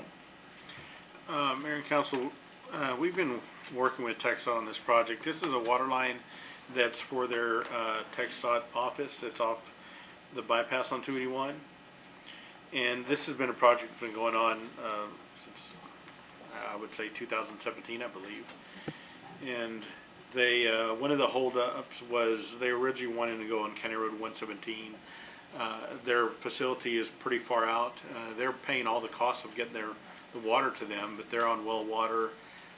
They want to have our municipal water out there, and they need that water for what they do out there. So we couldn't find a person to sell a place for the booster and chlorinating station on County Road 117. So eventually moved south to County Road 116, and the person that was hired to find a location was able to purchase the location for the booster station. So now it's ready to kind of go to the next phase. But I believe somewhere along the way when this first got started, I wasn't here when it did, but there was talks about having additional connections to this line for development. And so what we were told early on was that they didn't want anybody on this line. And I actually, and I think, in one of the first meetings, conference calls we had back in 18, that was talked about also. They're like, this is our water line, we're paying for it, and we don't want it just for us because it's a long way that they're running water. But they gave some options to increase connections to the line, but we would have to bore the cost of that to add, because it's going to have an additional cost to the booster station and chlorinating station that they'll need if we allow other people to tie onto it. But I talked to Byron Hicks with TxDOT just to make sure on where they were. Did they have a recommendation? Did they really want us to not have anybody else on the line? He says it doesn't matter, but we're only going to pay for what we're going to pay for. So if you want to add, it's still going to be a 6-inch line that we're going to have out there. 6-inch line. Dimitri, is he here? Okay. It's still going to be a 6-inch line, but if we want to add additional connections, it's going to be different on the pump station that they're going to have there. So the additional cost is to upgrade the station is going to be the alternate 1 is $20,000, and the alternate 2 is $40,000. And the connections that they were allowing, Dimitri, do you have the connections they were allowing? It was 53 on option 2. Right, 11 on option 1. Yeah, they would 53 additional connections on option 2 for the 40,000, or 11 additional connections with option 1 of 20,000. Now, for us, that's outside. That development that could happen out there is outside the city limits. If somebody wants, and there could be a small subdivision go up out there. If somebody wanted to connect, for us, I'd rather connect if they're going to annex and be part of the city, pay the regular water rates instead. Even if outside the city, it's 1.5 times. But that moving forward, if we wanted to look at that, Demetrio says the line can handle the additional connections. And with the booster station there, further down, yeah, it'll be able to handle those connections. So, it's, kind of up to you guys if you want to spend the additional money now. If there's ever development out there, then, that would have to be addressed, the pump station improvements. If we don't spend the money. We don't spend the money. If we spend the money, then if somebody wants to develop out there, there's, some water. Now, the sewer line would be, something different. It doesn't run all the way out there, so there's still gotta be some additional cost for that. And so it's just, how do you feel about spending the $40,000 to get the additional pump station, be able to handle that capacity? And, Yes, Mr. Lemon. The extension of our city services, the development, they cost? I mean, if somebody's gonna develop, then they would have to, that's the other thing, if somebody's gonna develop that, and that pump station wasn't enough, then they would have to either upgrade it or run another line from the main line on 281. Here, this is pulling off from Acapulco Circle, the 6-inch line that's there. Originally, the plans were to pull off Business 281 and run that line straight from all the way there. And so, that. 8-inch. An 8-inch, right.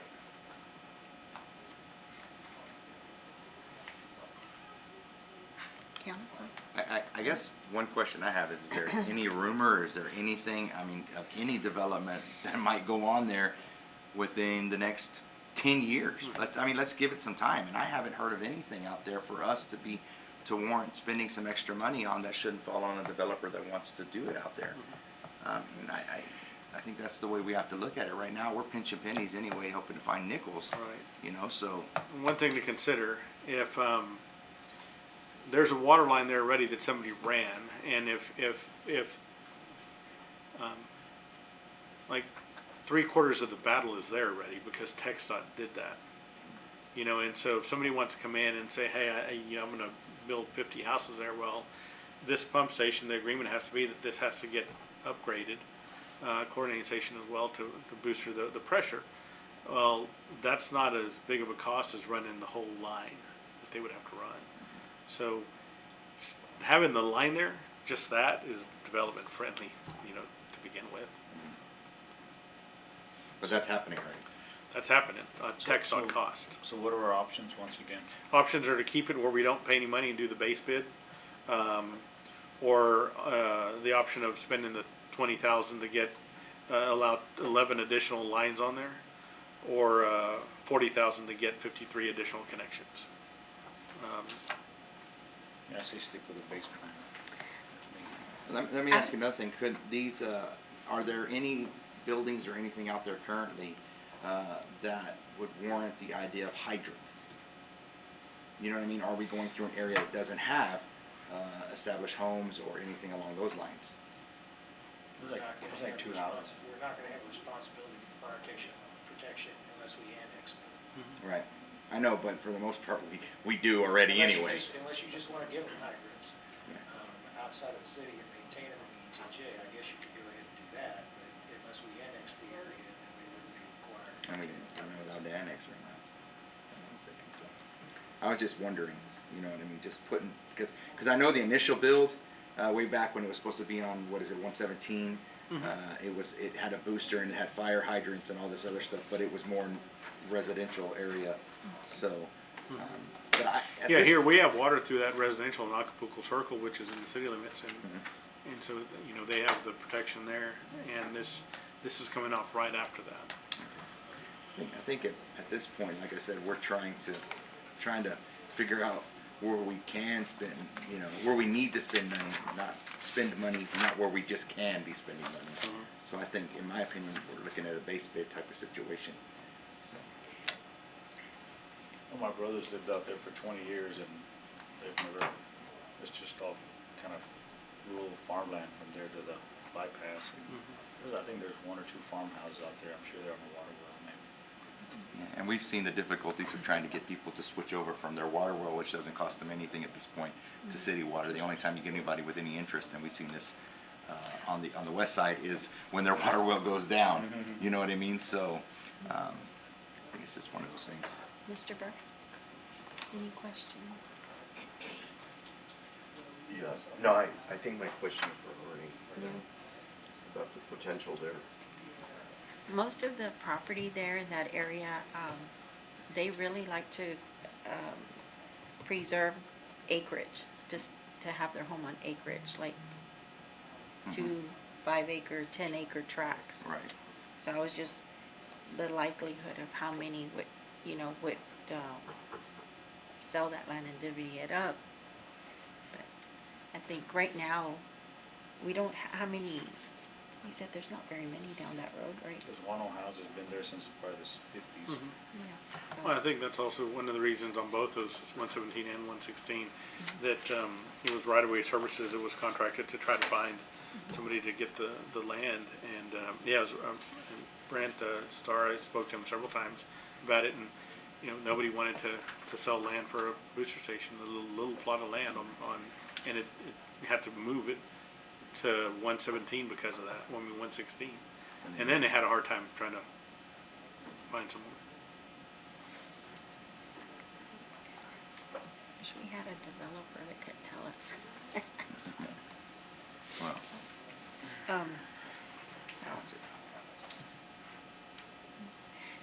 is this gonna affect Acapulco Circle at all with any pressures, anything?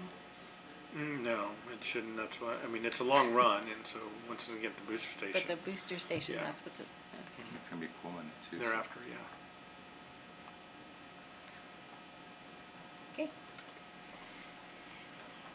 Council, are there any more questions, or did we get recommendations from staff or anything, or Michael? We didn't. Pardon? We didn't get no recommendations from staff or anyone, engineers Oh. or, No, I What- mean, what my, we- my concern, we were asking, and I got verification from Dimitri, is, yeah, I didn't want to, I didn't want to hinder any Acapulco Circle water pressure and things like that, so, we went through the whole exercise of, on a 6-inch line, how many can you have? This is way under the number that's allowed, so, even the 53 and the, wouldn't affect the pressure there at Acapulco, but, it's, but it's $40,000, something that we're gonna have to maintain. Is it Yeah, double? we have to maintain it afterwards. What's that? It's gonna be more maintenance for us also, if nothing happens on that, Correct. yeah. The 2 tanks, and, yeah, The maintenance is a little more, right, 'cause it's a little further yeah, out there. for us, and we're gonna maintain that booster station. Right, the line, the booster station, the chlorination station, booster station's actually right there. If we're not involved, who maintains the booster station from that point Well, forward? no, I think we're we're gonna- maintaining. We're gonna maintain the booster station. Yeah, I'm saying we'll have additional costs on maintaining it Okay. because of the upgrade, Oh, gotcha. Okay. yeah. no other questions, council, or discussion? I'm good. Okay, I'll entertain a motion. Mayor, I make a motion to proceed, sorry, there's something, it's still here. Sorry, Mayor, I make a motion to proceed with the existing TxDOT facility-based bid. Second. We have a first and a second. All in favor say aye. Aye. Aye. All opposed, same sign. Okay. Motion carries, motion passes. We'll move on, and Ms. Bowen, if she can join us. 7.3, hear presentation and discuss, consider, and act upon adopting a resolution in support of the proposed Ponderosa Senior Housing Community Development located at 106 Cecilia Street, Alice, Texas, through the Texas Department of Housing and Community Affairs. And I do believe we have, Yeah, we have Rick Dio with Ponderosa, and I meant to put him earlier on the agenda. He sat through this whole meeting already, Oh. but. That's Okay, well, thank you for, Yeah. no problem. I do it all the time. I've got some handouts. okay. we I think- attached them, but is it the same one? Okay, The 4 pages? Okay. Yeah, and I've got some other pictures Oh, and okay. things to kind of give you an idea of what it Thank you. looked like. Thank you. Thank you, sir. So while he's doing that, Thank you, sir. Rick Ponderosa, if you guys remember, Thank you. there was 2 applicants competing for some TDHCA credits. And his was over on North Texas Boulevard, and we gave him a letter of support for that. And Fish Pond was the one here at the old hospital, and they edged out on the scoring, and so they were, and now, we're lucky Rick's looking at us again, our area, for similar funding. Thank you. Yeah, just to give you a little bit of background on what transpired with the last round, we both had good applications, and we were both applications were underwritten by the state agency, and we were recommended for credits. Our deal was, because of the questionable of the financial feasibility of the building, that number of units given construction costs these days. And the day before the award, they flip-flopped it and they got the award. So, I mean, we see it, we'll see, and we hope that, that the city of Alice can get that project, because it certainly is needed, as is this one. And so I wanted to make one correction or clarification. It says the Ponderosa Senior Housing Development, it's actually going to be a workforce family style development instead of senior. The state of Texas, since they gave Alice a senior deal last year, they would like to see a family deal done if we do a deal here in Alice. And so what we've done is we've kept the Ponderosa name because we'd already reserved it last year, and it still fits. And a little bit about me, for those of y'all that don't remember, my name is Rick Deo. I'm the president and owner of Realtex Development Corporation. I've started the company back in 1998, so we're a 23, 24-year-old company. Before that, I did affordable housing for 5 years with another group. I'm local, and so I guess the difference between us and the other guys is that I actually live in San Diego. I have just a place just on the other side of San Diego off of 44. I also live on the island, and that's by Homestead. And so I drive through here every day, or every week for at least. One thing I guess that we did learn last year with the shelter, or in 2020 with the shelter in place requirements, was that those of us that own companies don't necessarily have to be in the office every day. And so I've been able to work remotely from down here, and I spend all my time down here. With Realtex, we also are a fully integrated company. We have the development arm, we also have our own construction company, and we also have our own property management company. And so if we do get this project, we will be overseeing it. It's privately owned. I will be the managing partner, as I am with all the other properties that we have, and our management company will manage the day-to-day activities. So you don't have a third-party, out-of-state type developer that's coming in here, and then they're going to hire some third-party management company to oversee the project if it gets built, once it gets built. So that's a little bit about me, about Realtex, and I'm certainly willing to answer any questions anybody has. The project itself, though, the state's very peculiar in their locations. In order to outscore the competition, you've got to be in a certain census tract, a certain small area, and then the only property we were able to find within that confined area was a 3-acre parcel on 106 Cecilia, which is basically right there at Cecilia and the Falfurrias Highway. It was originally, I think, brought before the council, or at least before the development planning zoning, and it's zoned properly for multifamily. And I think that the original owner was going to do 68 townhome units or something along those lines, and so the infrastructure was in place. And we're not going to go that dense. As I think you mentioned, you may have remembered last time when I talked about the Ponderosa that we were going to do off Texas Avenue. Our senior development was going to be 56 units on 15 acres. And so what we like to do is build communities. We like to build something that's not just bricks and concrete and slabs. What we're going to propose here is 48 units on the 3 acres. And we're not going, we're just two-story traditional garden-style buildings, 3 buildings, so that we can have as much green space as possible. We will also have a dog park, resort-style swimming pool, 3,500 square foot clubhouse facility with weight room and all the gamut. It'll be a gated community, so that you get one way in, one way out, get gates, and so it'll be very nice. It'll probably be the nicest complex in all of Alice. I've got some pictures in this batch that I just sent to you. We're building the same identical floor plan in Rockport right now.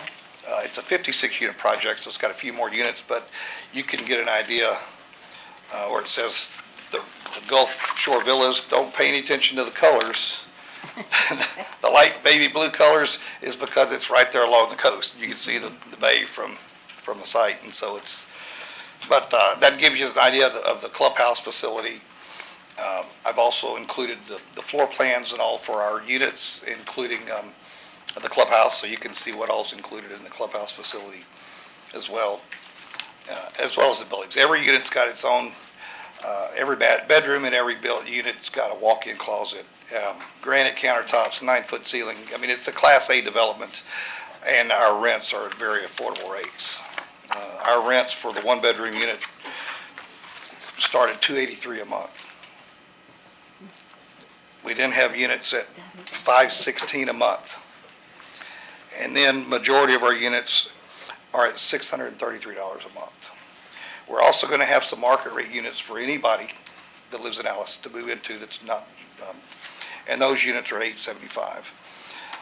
Our 2-bedroom units start at $339 a month for a brand new 3-bedroom, 2-bath unit. The other units, we have more units at $620 a month and then $760 a month. With the market rate units at $1,000 a month for a 2-bedroom, 2-bath market rate unit. And then our 3-bedroom units start at $389 a month for a 3-bedroom, 2-bath unit, brand new. Then we've got some units at $713. Now, there's not a lot of those, but for somebody whose median income is reduced, that there's no reason for them to spend more than 30% of their income on housing. And so those are the kind of people that we try to target for that. Then we've got some 3-bedroom units. Most of them are at $875 a month. Some of the market rate units are at $1,250 a month. So that kind of gives you what our target market is. It's for the working class folks in Alice. As I mentioned, it's not government housing. It's privately owned. My partners in the project are a little company called Berkshire Hathaway. Uncle Warren. So it's not going anywhere if we get the deal. And we want to make sure that we provide a good service. Every project that we build, we've got our own activities director on site, so we provide supportive services as well. And it's mandatory for us to get the points that we need.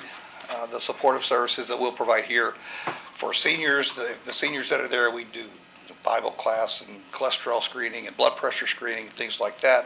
For the families, we have after-school programs for the activities director. They do after school. They teach, help them with their homework, the kids with their homework, and so we've got a whole host of supportive services that we can select from that we'll provide also at the site.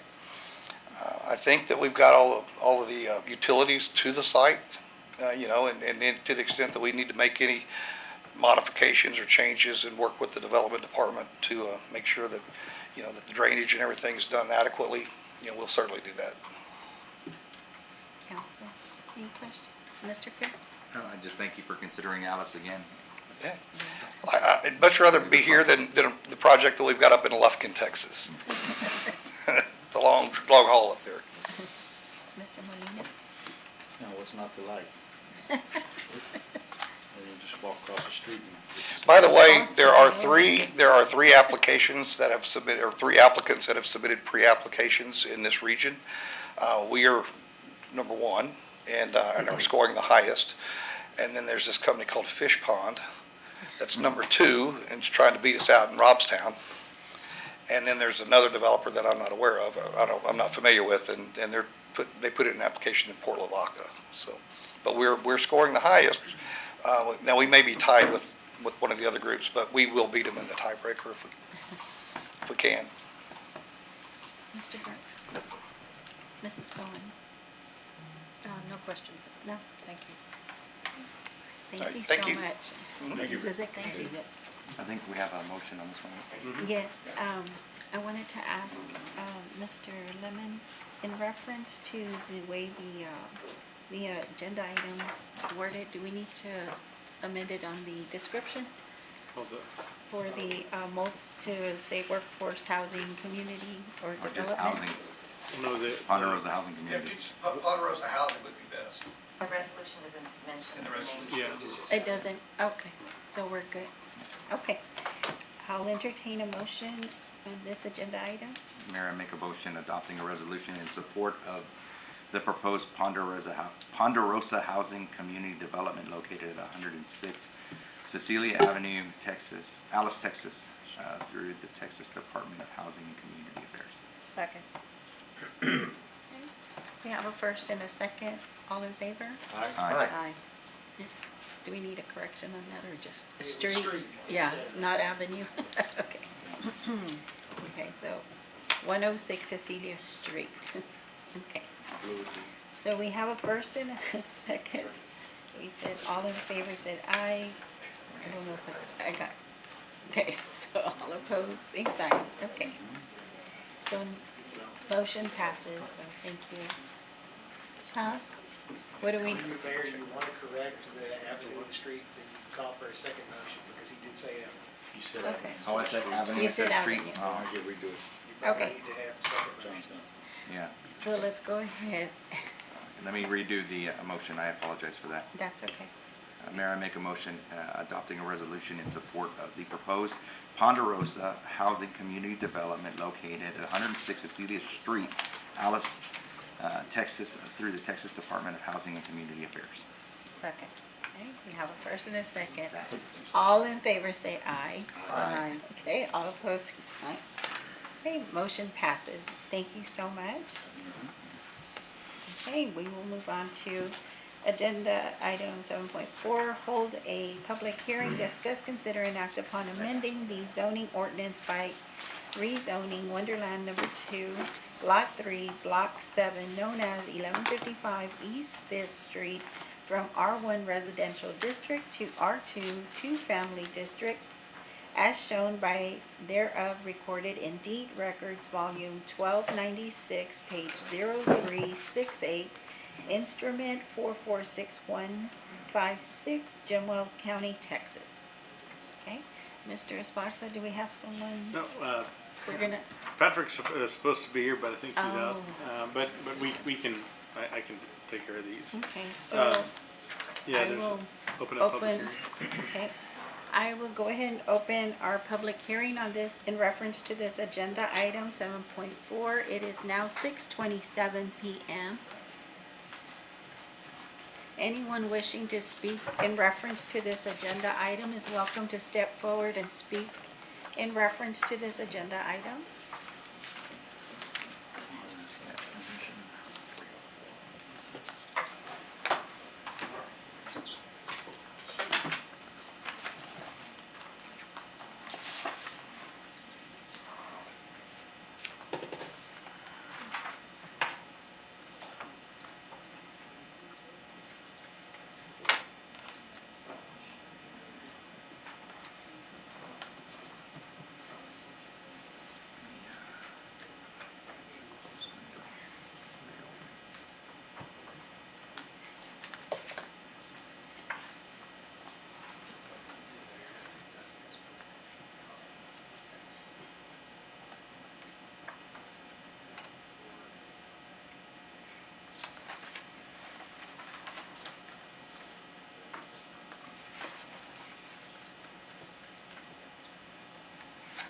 Okay, seeing that no one wishes to speak on this, I will go ahead and close our public hearing at this time. It is 6:29 p.m. And so this went to the planning and zoning, and this is a home on 1155 East Fifth, which is a second from the end if you're coming off let's say Texas Boulevard, take a right on Fifth, and before you get to Woodlawn, it's that second house on the left-hand side.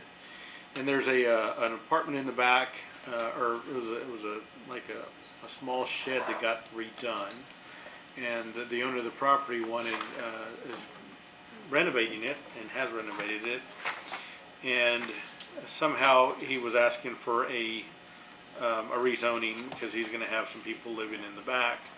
This went to planning and zoning. There was some issues that were talked about where the easement in the back is an easement, which aren't necessary for access. And we drive our trash trucks through there, so we use them. And there's another, looks like a portable garage that has a garage door in the back that people use, so you can drive through that easement.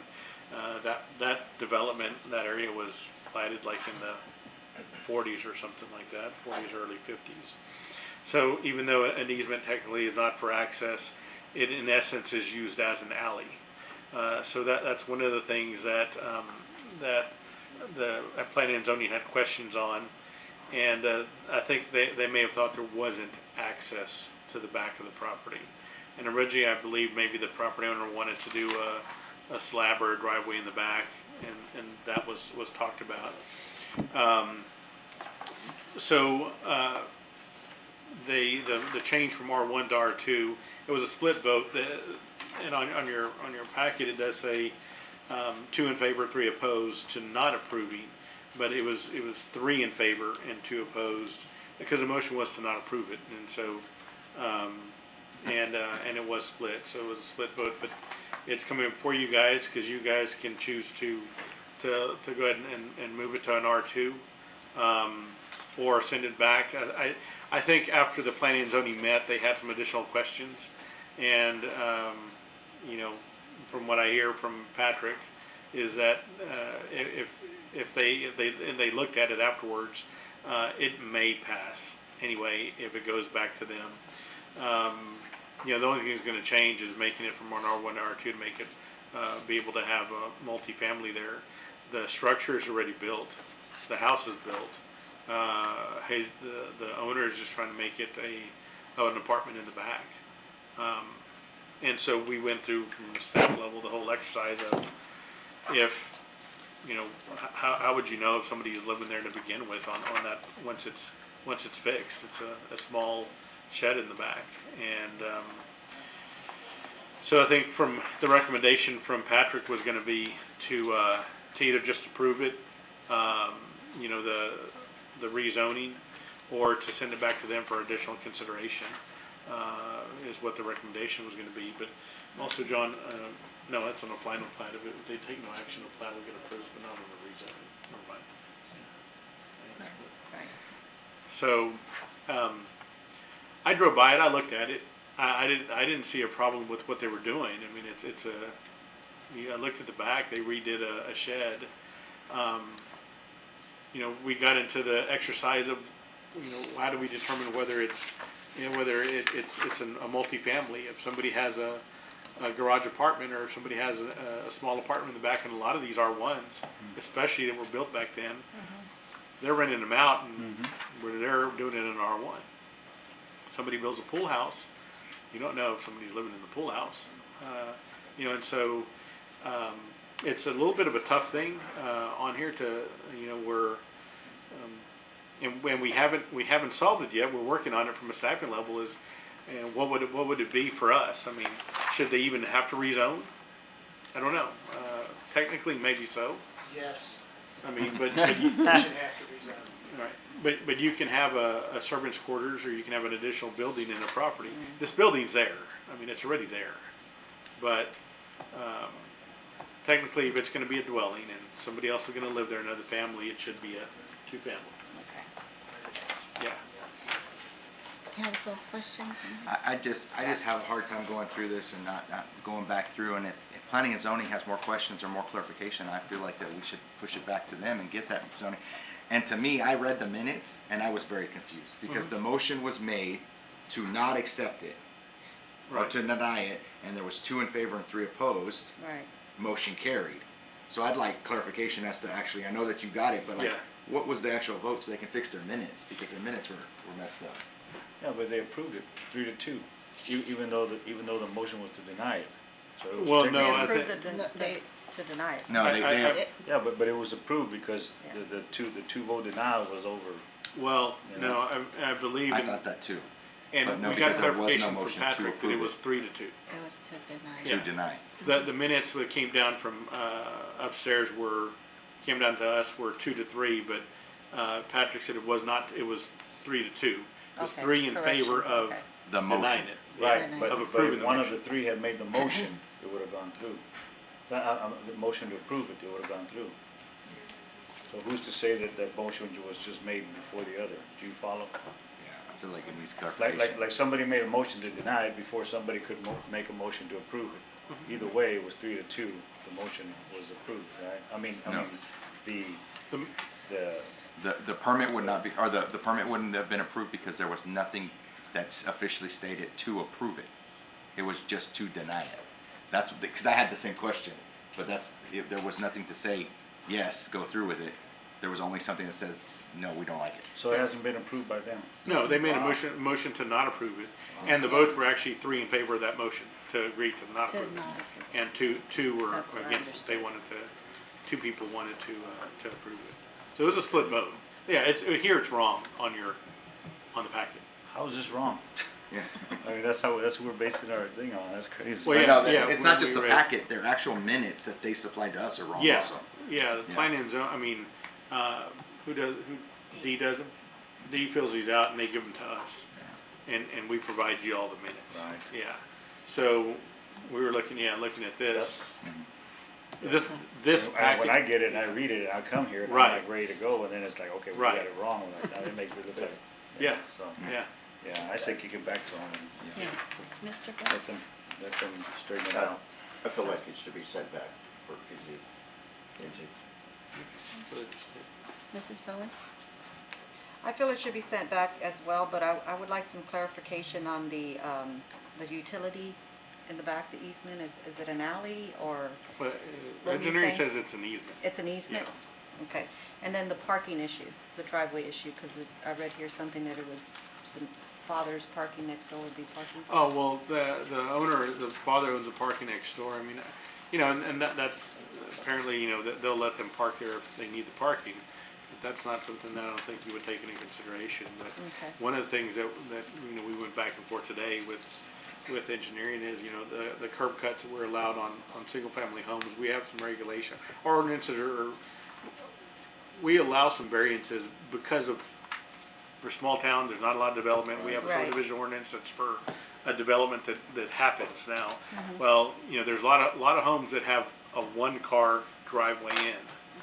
And in the 40s, had one car. Now, we should be able to allow somebody to have a double driveway in their front yard, and instead of just one driveway. And that was something that could work on this. Okay. Yeah. Okay, I follow you.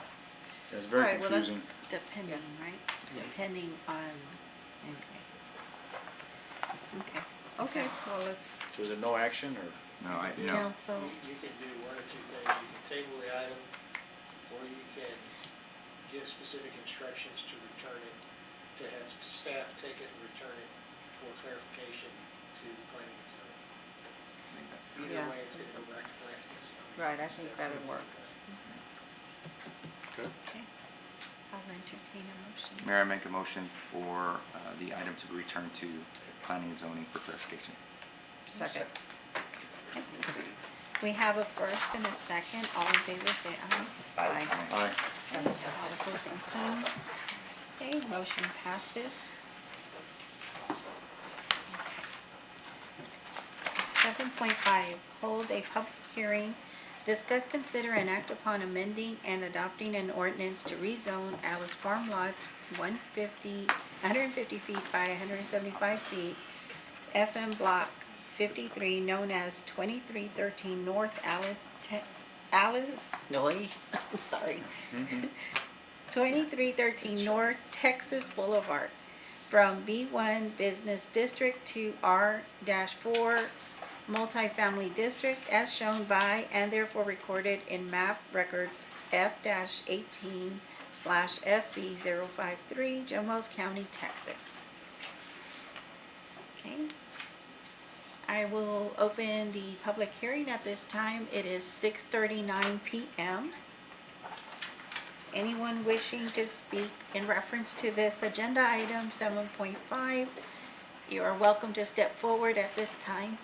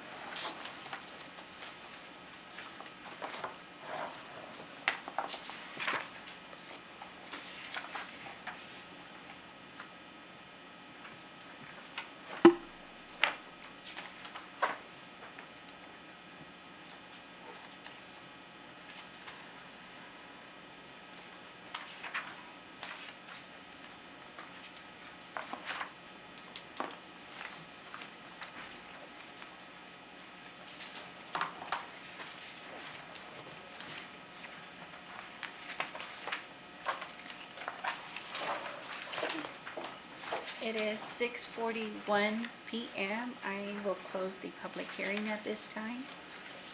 Okay. Mayor and Council, this is a change of rezone from business to R4 multifamily. This appears to be the old convenience store. It used to be the old 19-hole. That's an abandoned convenience store that's been vacant for years, right across, a little bit across from the VFW and the Anderson Park, more of the VFW side on Texas Boulevard. And went through planning and zoning and was approved 5-0. Council. Mrs. Bowen, no questions? Mr. Burke? No questions, Mayor. Mr. Molina? No questions, thank you. Mr. Chris? No, ma'am, that's, thank you. Okay. If there's no questions or discussion, I'll entertain a motion. May I make a motion to adopt an ordinance to rezone Alice Farm lots 150 by 175 FM Block 53, known as 2313 North Texas Boulevard, from B1 Business District to R4 Multifamily District, as shown by and thereof recorded in map records F-18 slash FB053, Jim Wells County, Texas. Second. Okay, we have a first and a second. All in favor, say aye. Aye. Aye. Okay. All opposed, same sign. Motion passes. Okay. 7.6, discuss, consider, and act upon a final plat, Silver Creek Estates, Unit 2, being a 7.14 acre tract of land out of an 11.5 acre tract conveyed to Silver Creek Contractors Incorporated by Lydia Garcia by warranty deed with vendor's lien dated December 6, 2002, recorded in volume 807, page 544, Jim Wells County Deeds Records, and out of a 115.04 acre tract conveyed to Silvestre Peña by warranty deed recorded in volume 1217, page 499, Jim Wells County Deed Records, also being out of the west of Farm Lot 89, Alice Farm Block Subdivision, recorded in volume 1, page 63, transcribed map record of Jim Wells County, Texas. Mayor and Council, this is final plat from Silver Creek Estates. That's a development off 3rd Street, Mark Lane and Melissa Ann, and they're looking to continue on that development. And they seem to be doing a pretty good job of getting that development done. So this is the final plat. It went through planning and zoning and they approved it. council, any questions? Mrs. Bowman? Mr. Burke? Mr. Molina? No? Mr. Chris? No, ma'am. I was just gonna ask, is it development to the back, behind? I was trying to. More west. West? It's west. West, north, yeah. I was trying to see it, okay. Yeah, west. It's all the way to the west, and then you go up, turn north on Mark Street, and it Because I extends saw to- Mark Lane goes like this, and then the cul-de-sac, so I was trying to That's- picture it. Okay. Okay. All right. If there's no other discussion or questions, I will entertain a motion at this time.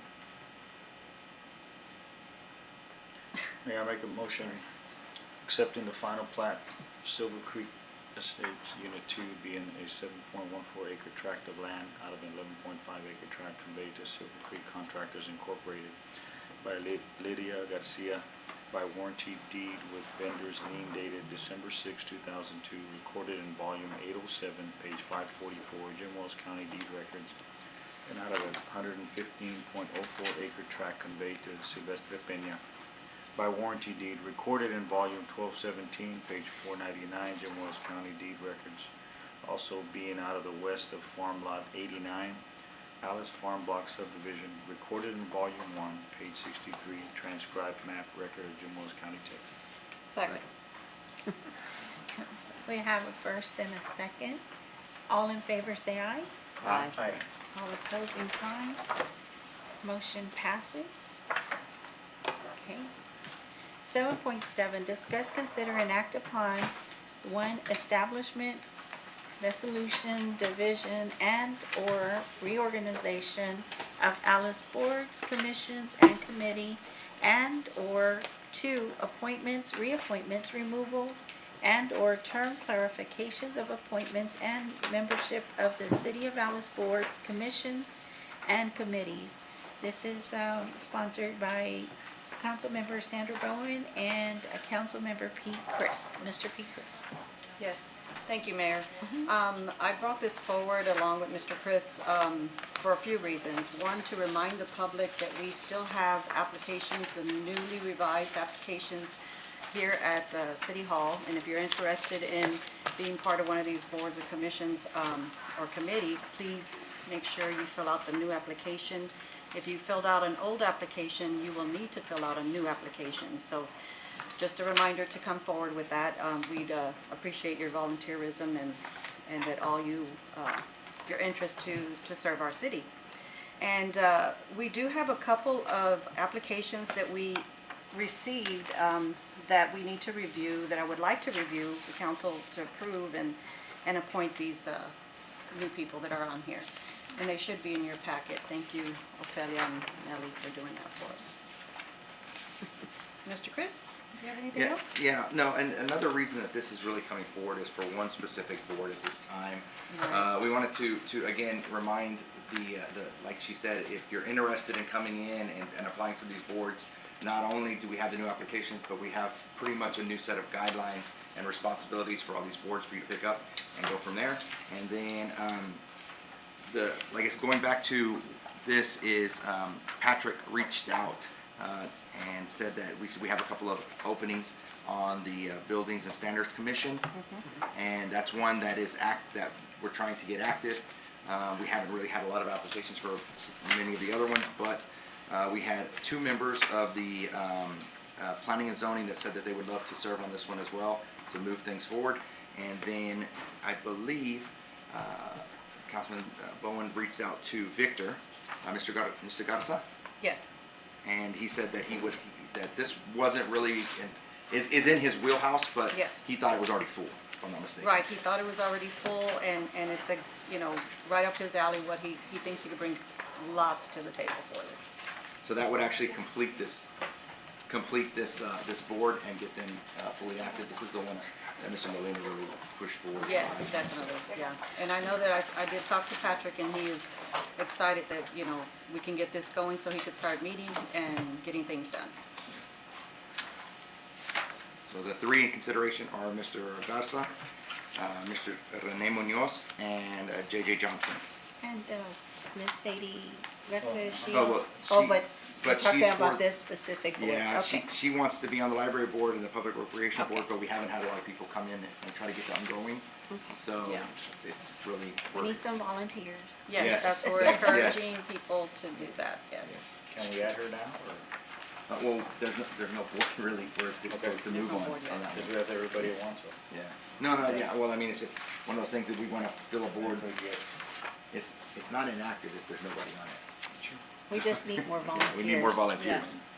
So, And they're out there.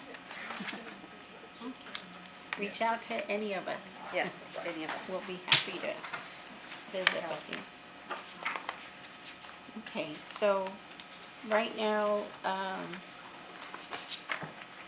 we will be making a motion to accept it. accept the, was it 2 applicants? It's 3 total. 3 applicants Yes. to be placed on the, Building and Standards Commission. is it the Board of Wait a Adjustments? minute. No, Building and Standards Commission. Building and Standards Okay. Commission. The third one on the first one. He only has Board of Adjustments. Yeah, he had reached out to me to Okay, correct to it. correct it, Yeah, okay. he was Okay, seriously so we interested. have 3, Mr. Victor Garza, the ones you mentioned, I'm sorry. No problem. Make it simple. Okay, Mr. so, Rene Munoz, Mr. Victor Garza, and Mr. J.J. Johnson Jr. thank you. Okay, I'll Mayor, entertain a motion at this time. Mayor, I make a motion to appoint the aforementioned 3 applicants to the Building and Standards Commission. Second. Okay. We have a first and a second. All in favor, say aye. Aye. Aye. All opposed, same sign. Thank you, Mayor and Council. Huh? Who seconded?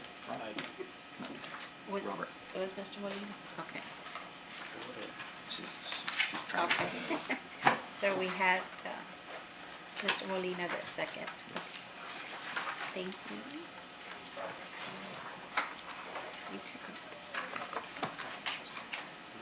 We took that vote, right? Oh, no vote, good. Okay. So we have our first and our second. All in favor, say aye. Aye. Okay. Sorry. Do it again. Golly. I'm off today. I don't know what's wrong with me. And I apologize for bouncing back and forth. We're working on something here, trying to get the new system together as well. So. Sorry.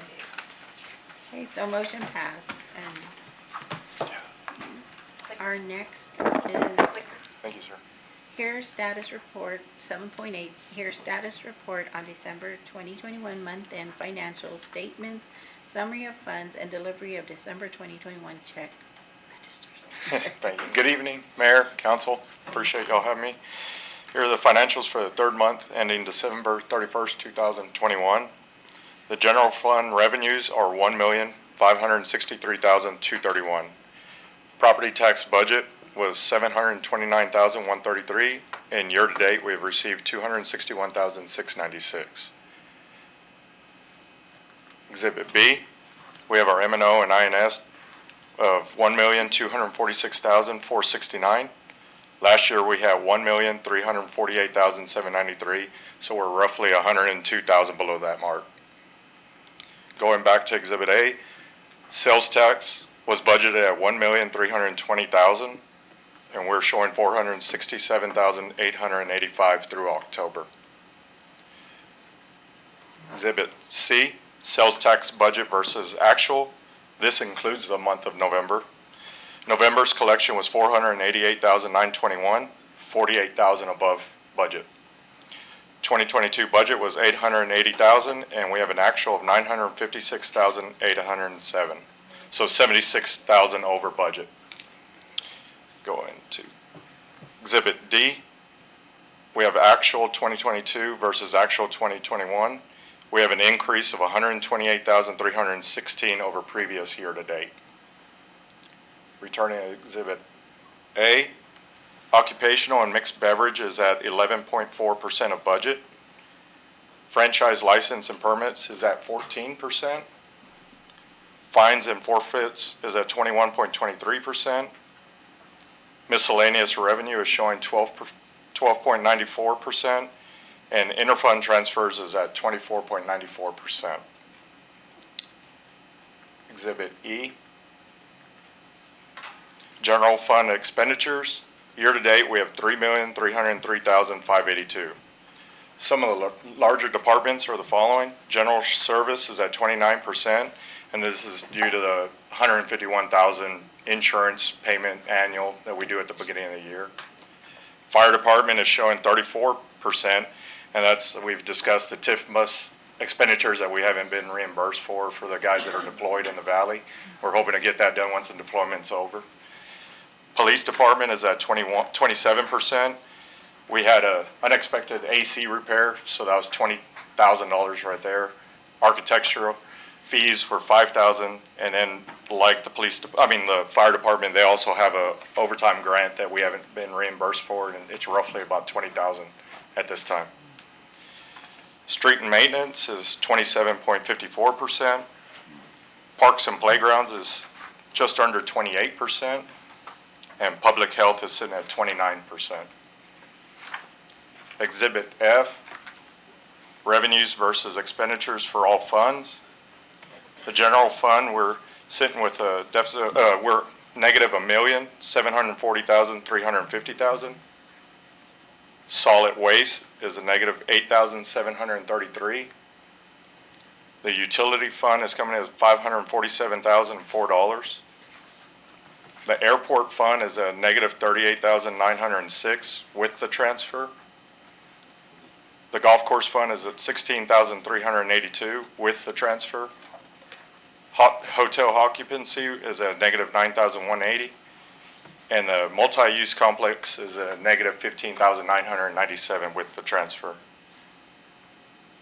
The final slide, revenue over expenditures comparing 2021 versus 2022. The general fund was at a negative $1,115,444 last year, and this year we show a negative $1,740,350. Solid waste was $36,380, and now we're at a negative $8,733. Right now, the solid waste department is seeing a lot of repairs needing to be done on their equipment, and with those repairs, the added cost, we also have to rent equipment, so we're seeing higher expenditures. The utility fund is sitting at $753,299, and now we're at $547,004. That included in there is the new meters that we are putting in right now. We had our first annual payment of $124,000, so that's putting us over right there. The airport fund was at a negative $2,911, and now we're at a negative $38,906. And something Vanessa brought to me was normally our REMP grant. Normally we're doing those kind of projects at the end of the year, making sure we expend those funds. And this year we kind of jumped on it and making improvements early on. So that's something that's kind of out of the norm right now, and which is we will be reimbursed for. The golf course fund was at $13,774, and now we're at $16,382. The hotel occupancy was at negative $573, and now we're at a negative $9,180. And the multi-use was at $21,848, and now we're at a negative $15,997. And that concludes my presentation. Council, any questions? Mrs. Bowen? No, thank you. Mr. Burke? Mr. Molina? No, I'm good. Thank you. Mr. Chris? No, I'm good for right now, getting back with her later. I had just, Yes, not ma'am. on the figures, because you kind of went up, but on the registry, I just wanted to know, like, on the Forex construction, what was that for? The Forex, that's the landfill. It's the landfill? Yes, Okay. ma'am. Okay. The construction. Self F, I believe. Okay, and Mission Restaurant Supply? What's that for? That I apologize. That one. Are you Mission Mission Restaurant Supplies? Restaurant Is that Sup- the, is that in the, break room? That one. How much is? Did you see? I'm It's- sorry. Do you have? It's 10,607. Oh, no, then Huh? I have to check. Yeah, I Okay. apologize. We don't have that one. Okay. Hanson Professional Services is for what? Also, they're the engineering service for the The landfill. for the landfill. Okay. Construction. Okay. I think that's it. That's it. Thank y'all. Thank you. Thank you. Thank you. Vanessa. Okay, we will move on to agenda item number 8, executive session. In accordance with Texas Government Code, Chapter 551, Subchapter D, the City Council will now recess into executive session closed meeting to discuss the following. The City Council may enter into closed or executive session to discuss the following pursuant to 8.1, consultation with its attorney, Texas Government Code, and Section 551.07, discussion concerning the purchase of real estate located at 413 East Main Street, Alice, Texas, for the purpose of expansion of the Alice Police Department and/or expansion or relocation of municipal court. 8.2, discussions about the value or transfer of real property, Texas Government Code, and subsection 551.072. Discussion concerning the purchase of real estate. Did I skip something? Concerning the purchase of the real estate at 413. Is it repeating it? Or no? Yeah, 8.2, yeah, when you come Okay. back, you can just read that. Okay. Go back.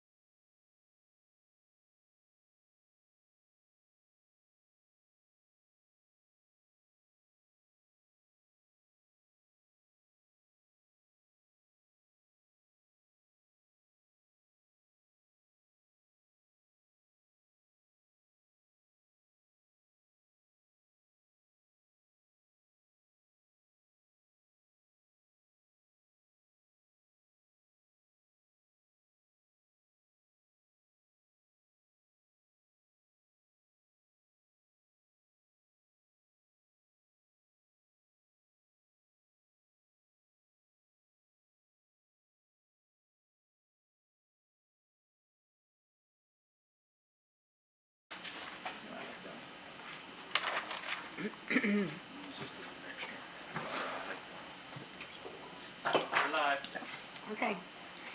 Okay, we return to open session and take any action necessary as a result of discussions and preceding agenda item number 8 pursuant to 8.1 consultation with its attorney, Texas Government Code, and section 551.071, discussion considering the purchase of real estate located at 413 East Main Street, Alice, Texas, for the purpose of expansion of the Alice Police Department and/or expansion or relocation of municipal court, and 8.2, discussion about the value or transfer of real property, Texas Government Code, and section 551.072, discussion concerning the purchase of real estate located at 413 East Main Street, Alice, Texas, for the purpose, I'm repeating it, but okay. All right. Purpose of expansion of Alice Police Department and/or expansion or relocation of municipal court. Okay. Council? Ready for a motion whenever you are. Okay, ready. Okay, Mayor, I make a motion approving the purchase of 413 East Main Street for $58,000 and any standard fees and cost, and allowing the city manager to execute all necessary documentation. Second. Okay, we have a first and a second. All in favor, say aye. Aye. All opposed, same sign. Okay. Motion passes. Thank you, council. Agenda item number 9, adjournment. Mayor, I make a motion to adjourn. Okay, Second. I have a first and a second. All in favor to adjourn? Aye. I say aye, okay. All opposed, same sign. Aye. Meeting